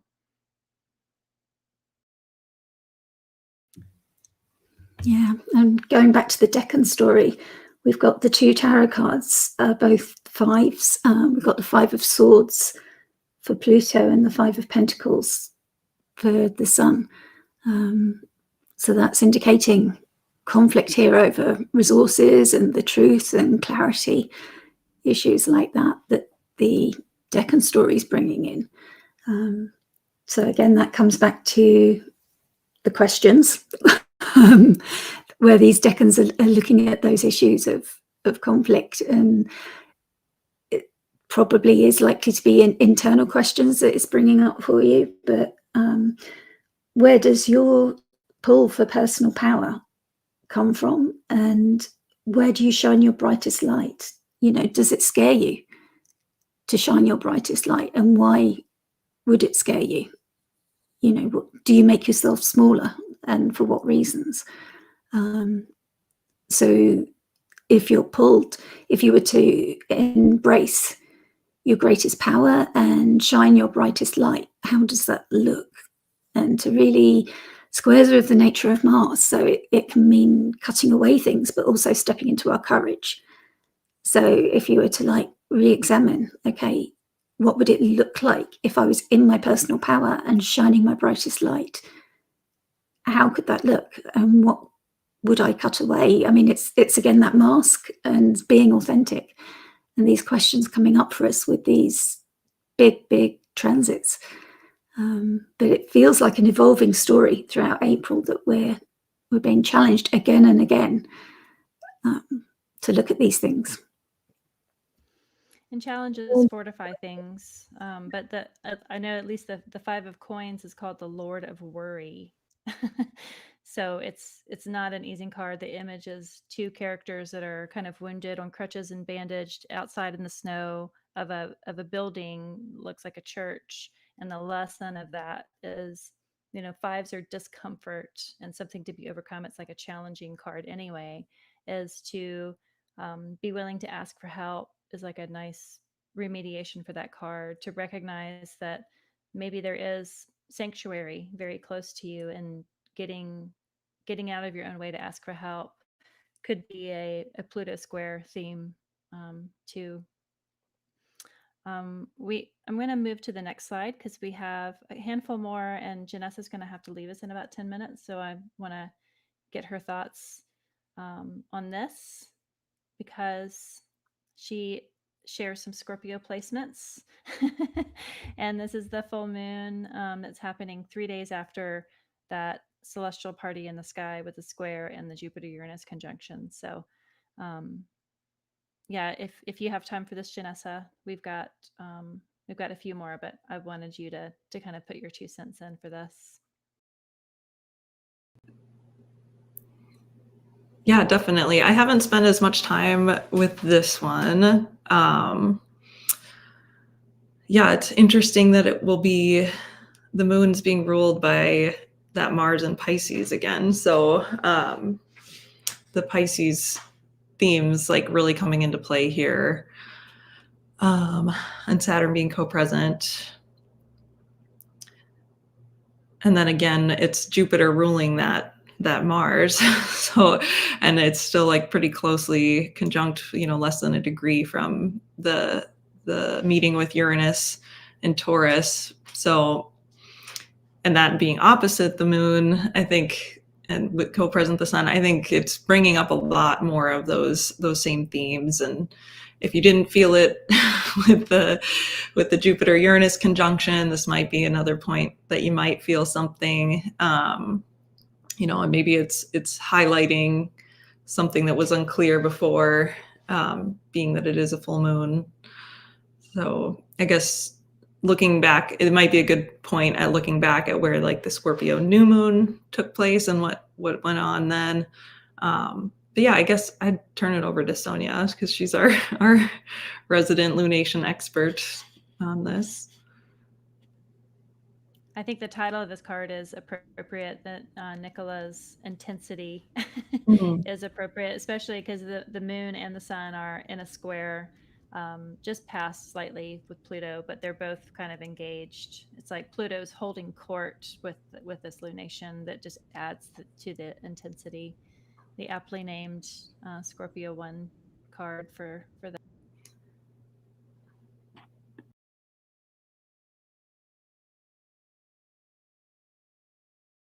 You're muted, Sonia. Thank you. Yeah, Pluto brings that catharsis element, doesn't he?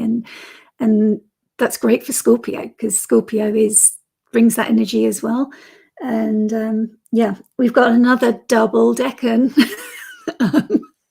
because April is just full of them. So this is double Mars we've got here. Scorpio 1, 5 of Cups, which is that disillusionment card where the figure's staring at the 3 overturned cups and not realizing that there's 2 behind him that are upturned. So that's where that potential for disappointment is coming in, but also that intensity of focus on those 3 that are overturned. And Nicola, see, I practiced it before and then it comes out. About the Scorpio see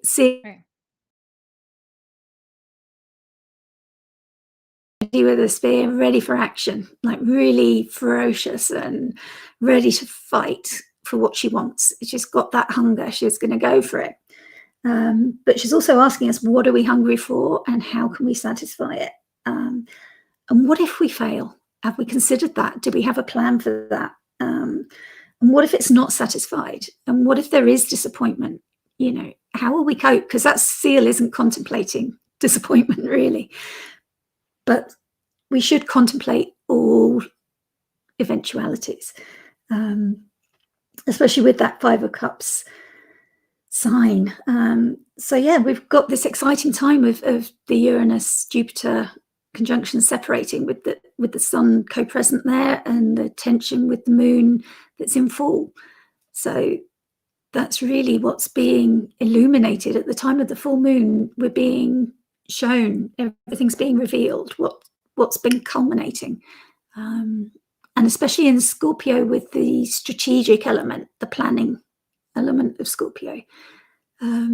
This is really the time to sort of dig deep and kind of put those plans together, but consider all of those eventualities, I feel. Especially with that Pluto, like, coming into it, you know, bringing that five. So we've got the Five of Cups, the Five of Pentacles, and the Five of Swords now all in play in those decans. So yeah, if you like those visual images, remember that seal, but remember the challenges that he's facing. Yeah, and also just to piggyback on that, I'm realizing that because of Mercury's retrograde, it's moving closer to an Antisha between Saturn and Mercury, and there's like mutual reception by detriment, because Mercury, you know, Saturn is in fallen Aries and Mercury is in fallen Pisces, and so when a contra Antisha is like a secret opposition, so it's like it feels just more to that tension, maybe unspoken tension, or some sort of thing that's harder to clarify, like I'm doing now. It feels like there's some sort of a tension point that might be harder to pinpoint at the same time that this lunation happens. Yeah, so it's kind of giving, don't take your eye off the ball, make your plans carefully. Yeah. Kind of energy. Mm-hmm. We finally get some Scorpio energy to shake up all the Pisces, Aries, Taurus. All right, so I'm going to go to this one. So I'm going to go through the slides real quick just to see. So we have a Mercury direct, we have Neptune conjunct Mercury, Venus, Taurus, and then Mars and Aries. That's the last ones. So with that, we'll say bye to Janessa. I know you've got to go. Thank you for joining. You can find Janessa on By Jove Astro. Do you want to do a quick pitch before you log off? Sure, thanks. Yeah, you can find me at By Jove Astro on Instagram, at By Jove Astrology on Twitter. I have many offerings on my website at byjoveastrology.com. And yeah, thanks so much for having me. Thanks, Janessa. She's going to go away as we talk about Mercury going direct. At 15 degrees Aries, 15 is Mercury's exaltation degree. He's not exalted in Aries, but I like that he found a familiar point to kind of turn around. And so this is, April 25th. This is like a month from now. He finally goes direct right there at that North Node point. So it's almost like he had to go say something to the North Node before he could leave. That's how it feels. And yeah, Shauna, have you looked at this chart yet? I'm famous for just like putting people on the spot. So sorry about that. No, that's okay. Honestly, I love that note about Mercury going back to the North Node, because North Node is very intentional. If we refer back to Nick Dagan Best, I don't think I will ever forget what he said to you. Manslaughter versus homicide. Is that right? With the South Node, North Node. So if North Node, in a much more friendly term, is intentional or directional, or, onward, Santiago, it's great that Mercury goes back, collects all those things, and then, okay, I've got everything I need. My bag is packed. Let's go.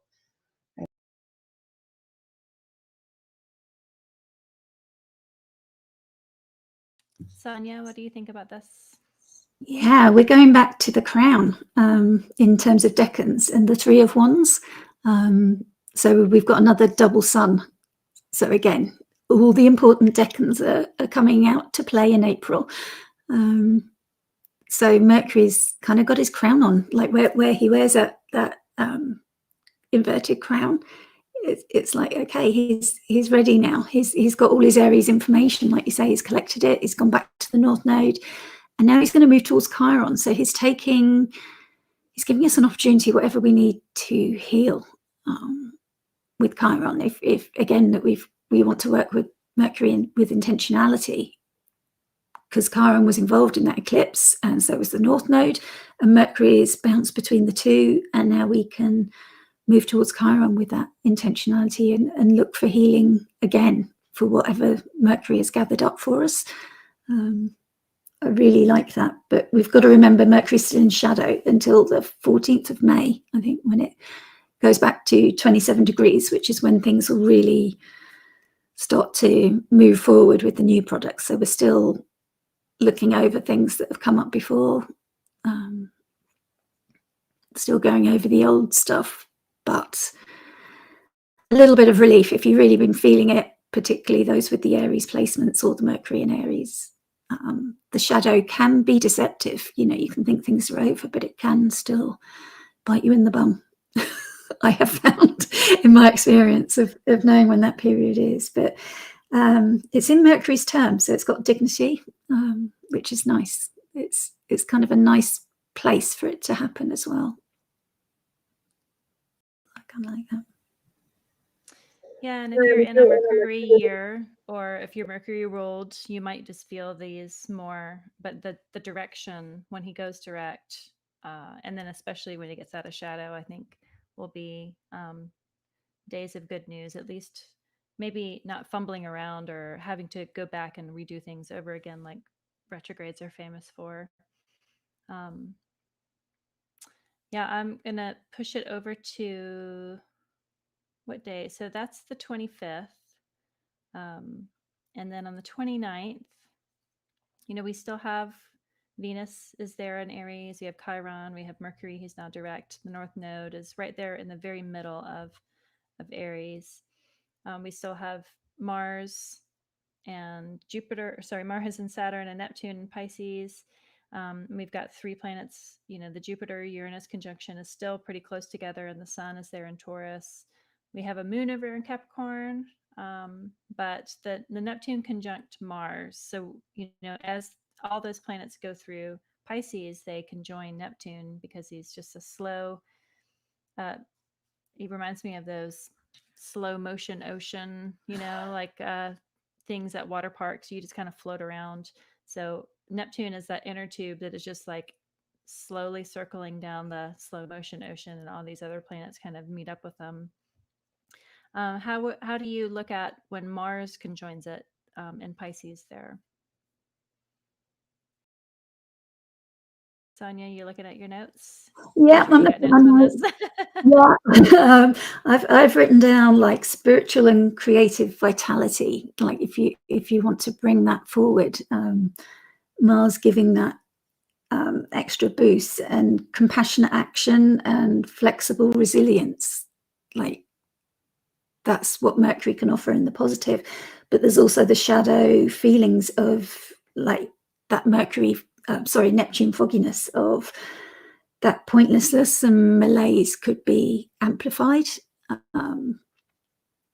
and futility feelings could come in. And I wrote an archetype that I found was like nirvana, of entering into the mystery and sacrificing one's ego into the great dissolver, like Mercury dissolving things, and like literally offering up your ego, like where Mars is that like warrior ego and being the soldier type, where here he's forced to literally take all that armor off, and Neptune just isn't a Marsy kind of energy. The two just clash. So Mars literally to go into that meeting with Neptune has to take off all that armor and take that mask off and be himself.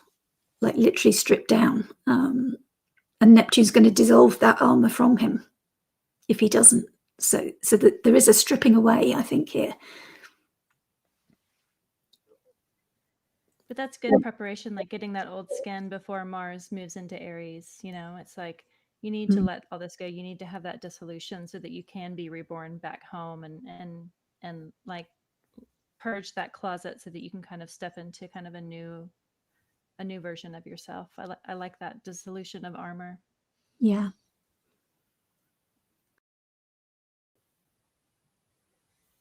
To play on that, the moon in that sextile then, or will be very quickly, with the Mars Neptune as well. It feels like it's an emotional release, maybe, or a letdown, or not a disappointment necessarily, but like a surrender, even. Moon in Capricorn isn't always happy, but sometimes you have to get to that moment where you just kind of go, okay, this is it. And acceptance is. Yeah, Moon and Capricorn can be very pragmatic. I don't dislike a Moon in Capricorn for sure, and it can see Saturn over there. So I think the Moon is a good witness for that moment. Spot on. So then the next day or later on that day, Venus leaves Aries, comes back home, speaking of, into her own double decan. Yeah. Or double, yeah, it looks like domicile and decan and bound. Mm. So she is fully at home there. And soon to be square by degree to that Pluto, just like any other sign that's going into Taurus or Scorpio. But what I love a Venus and Taurus, of course. She's at home there. But Sonia, what are your thoughts on this? Yeah, just bringing the Empress archetype. If Mars in Aries is the Emperor, you've got Venus in Taurus as the Empress, and both in their domains, and that yin and yang quality of you need both if you're going to effectively rule a kingdom. You kind of need both that martial decision making, but also the softness of the Empress ruling in a different way. And yeah, I think her joining at a time when we've got the sun there, and that conjunction of Uranus and Jupiter still separating, and we spoke the other day about how Jupiter really starts speeding up now towards the ingress to Gemini, but it's still there, we're still feeling it, and it's like Venus is bringing like the peace and harmony to that softening down of, okay, cool your boats for a minute, cool that speed, and just like let's look at what we're creating here. Like, let's make it beautiful, let's make it artful, because that conjunction is also known to be about art and movies and music and new genres emerging as well. And it's like Venus is going to really ramp that up, I think.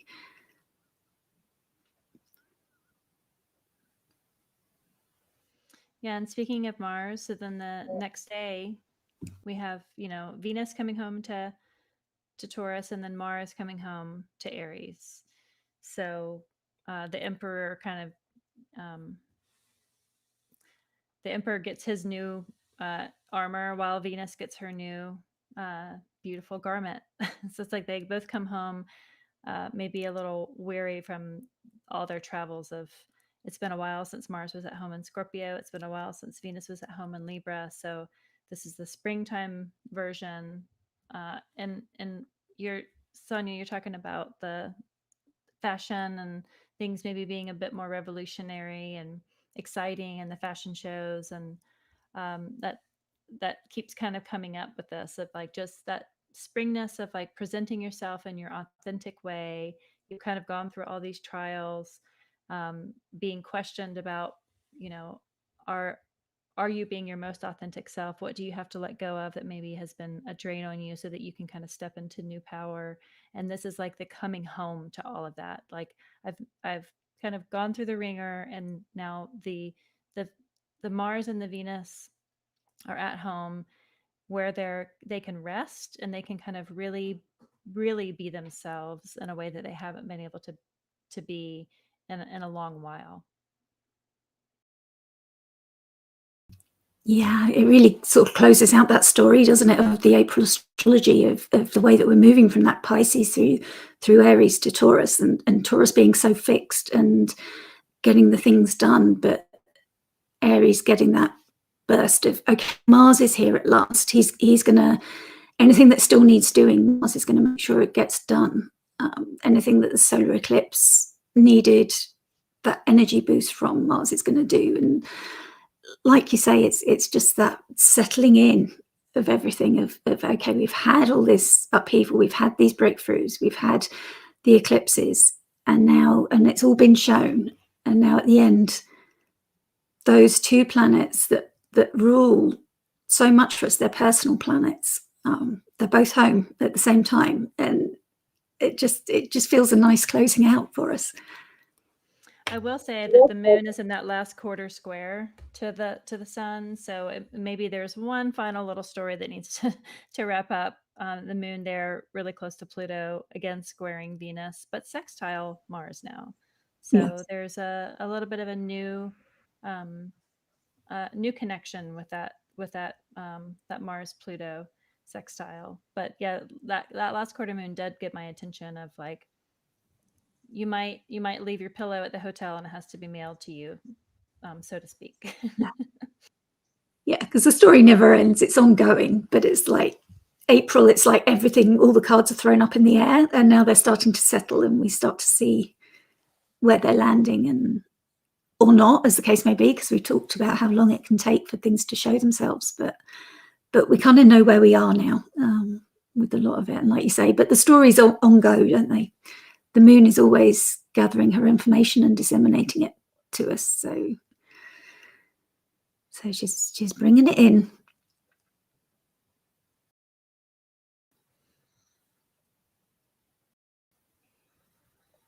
It's a little bit like it's Friday afternoon, and John gets home from traveling all week and finally gets to come home and throw his sweatpants on, but then realizes, oh crap, I got to go mow the lawn, and because Jane has been taking care of the house all week and dealing with the kids, she finally gets to come home and throw on the yoga pants and put up the messy bun, and okay, there's still work to be done. I still got to make dinner. I still got to clean the kitchen. I still got to do this and that. So imagery. And also, I'm looking ahead to the ingress, especially Jupiter into Gemini, but then Venus into Gemini and Mercury into Gemini and the Sun. I mean, like there's gonna be a lot of Gemini going on during Gemini season. Gemini season is going to be extra Gemini this year, and so this is also that pause or that calm before the storm of Gemini, because Gemini is just going to be fast and it's going to be expansive and it's going to be um, slightly deceptive. I feel like there's going to be lots of quick deceptions. I feel like we're going to fool ourselves very easily during Gemini season. And so just having these two planets at home feels like, let's anchor in familiar ways to fortify and enjoy and rest before June happens, because I feel like June will mimic April and kind of the franticness of it. Um, April is definitely the loudest because of that Jupiter Uranus conjunction. But May 24th on, I feel like will also be kind of frantic. And then we get some more retrogrades. End of Cancer season and Leo season are going to be pretty wild. And then in the fall, we're going to have the first of the Pisces Virgo eclipse. So it'll change the story a little bit. So from this moment, from April 30th to about May 24th, there's going to be a little bit of a resting period that I think that we should all just enjoy. May feels very sweet, very comforting, and a little bit luxurious. Maybe kind of celebrating the results of the conjunction of Jupiter Uranus. Maybe I'm putting too much on it. I don't think so. I think I'm underselling it, honestly. And with that, we kind of close out the month. So I'm going to stop the share on this. if One we other can. just last thought is what we will see as well, is all those personal planets moving past Uranus. So that's going to happen quite fast as well as they start speeding up before they reach Gemini. So that'll be interesting. Is Uranus going to go retrograde again in 2024? I've got September the 1st. Yeah. That's Pluto, right? No, Uranus, September the 1st in Taurus. Yeah. Oh, okay. From 19 degrees to 27, if I'm reading that right. And then Pluto will go around that same time too. It'll dip back into Capricorn before it moves fully in. The big ones are the Mercury fire retrogrades, and then that Mars Cancer Leo retrograde that's going to happen. So Venus is not retrograde at all 2024, which I'm thankful for. Yeah. Awesome. All right. You have any final thoughts? Shauna, do you want to tell people where they can find you, and any final thoughts just on April in general? I'm already tired of April. No, it's just such a big month. Hopefully it'll be exciting and good for everyone. And Krista, I agree with May, is going to be just where you can breathe and maybe step outside if you're able to and enjoy a little bit. As far as where I'm available, schedule is coming. Hopefully we can link it for the video. I'm available on X or Twitter at smartastro, smart_astro, 2 S's in astro, and on Instagram at figures of heaven. You can also just DM me if you have any questions or want to.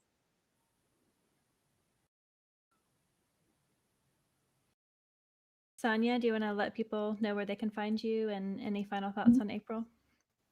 Yeah, it's really for April. I mean, I know with Pluto being in the conversation, a lot of that is about surrendering.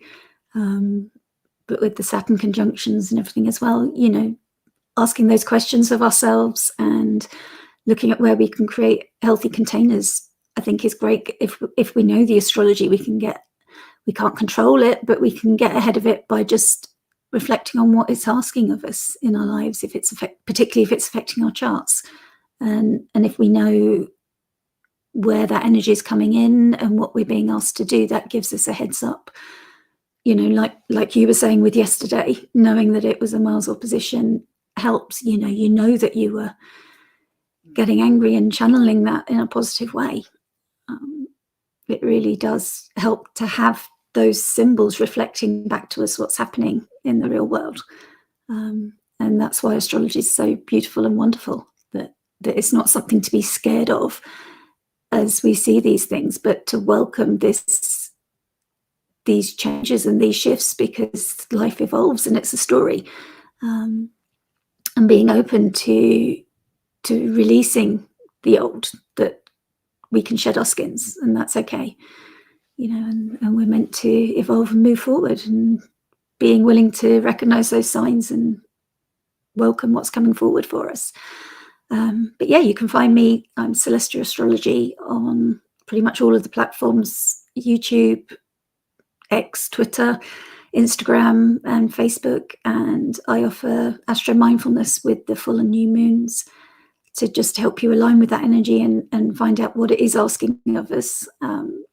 And I love to do astro coaching, which again is just working a little bit more deeply with what's happening and what your chart shows and where your dreams are, where you want to go, and how we can get you there. Great, thanks. And as a Scorpio rising, I appreciate advice to transform, because we live lives of transformation, and it's nice to see the context of your transformative story, because we all transform whether we're Scorpio risings or not. And yeah, I am. I'm already tired of April too. It's I made an April calendar, which I forgot to link up here, and I'm already tired of looking at it because it's just too much. So one day at a time, and write down things that happen for yourself. I feel like it's helpful information, and especially if you go see an astrologer. I do natal readings. I love doing solar return readings. They're kind of my new favorite thing to do. I like looking at the solar return chart. That's when the sun moves to the exact position, degree, and minute from which you were born. But all the other planets are usually in very different positions, including your rising sign. And I think that it can speak to just the omens of the year and being able to look a year ahead. But I do natal chart readings. I do tarot readings too, mostly around the eclipses. I feel like they're helpful to kind of put yourself in a story of what's going on. And you can find me at Practical Astros on the usual social media sites and practicalastros.com. And with that, I'm going to end the stream. Thanks for joining Asteri Sofia Kairos. This is a collective of Nightlight Astrology students, and we get together on the Sabbats, which are the equinoxes and the solstices and the midpoints in between, and we talk about the seasons and the astro weather. We did this today because we did not have time to do this. I mean, we are 2 hours and 15 minutes in of really paying attention to and giving detail to all the transits. We touched on some of these at our last Sabbat, which was Ostara, which is the equinox. We decided to do a live stream just to kind of get it out of our system to talk about these transits because there's so much of them. That Sabbat happens 8 times a year. The next one is Beltane. So you can follow us on Twitter, on Instagram, and on YouTube here if you follow the channel. So you can get heads up. The Beltane one, we're hoping will be more of a party and just talking about the celebration of the good vibes of May compared to April and June, the flanking crazy signs. As a Taurus sun, I can tell you that I'm used to the flanking crazies of Aries and Gemini on each side of me. Just joking. No astro shame here, but that's the reason why we did this today, is because there was so much going on, and we usually do this within a framework of our Sabbat gatherings, which you're welcome to. You can register on through our newsletter. So if you go to Twitter, it's A_S_Kairos. I think that's what it is. But if you follow Celestial Astrology or Smart Astro or Practical Astros, you'll see us. We retweet the Asteri Sofia Kairos a lot. So you can follow us there. You can join the link. It's a Zoom link. You can register for the next one. The next one is on April 29th. So we're going to be right when Venus comes home. We will do the Beltane celebration. We always do it just before the next Sabbath so that you can kind of get prepared for it. There's a meditation that Sonia leads. There's recipes and crafts that we share. Shauna always gives us these beautiful crystal grids, crystals that are accessible to you that you can kind of use to incorporate into your life. That we talk about just the history, a little bit of the context of the history of why we celebrate that time of year, what the season is. Janessa usually does some sort of a mood check, vibe check of the whole season. So that's generally what it is, and it's usually about an hour.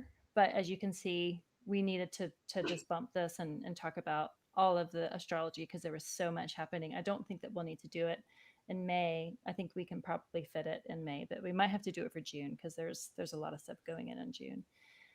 But with that, thanks everybody for joining us, and we'll sign off here. So, yeah, thank you. Goodbye. yeah.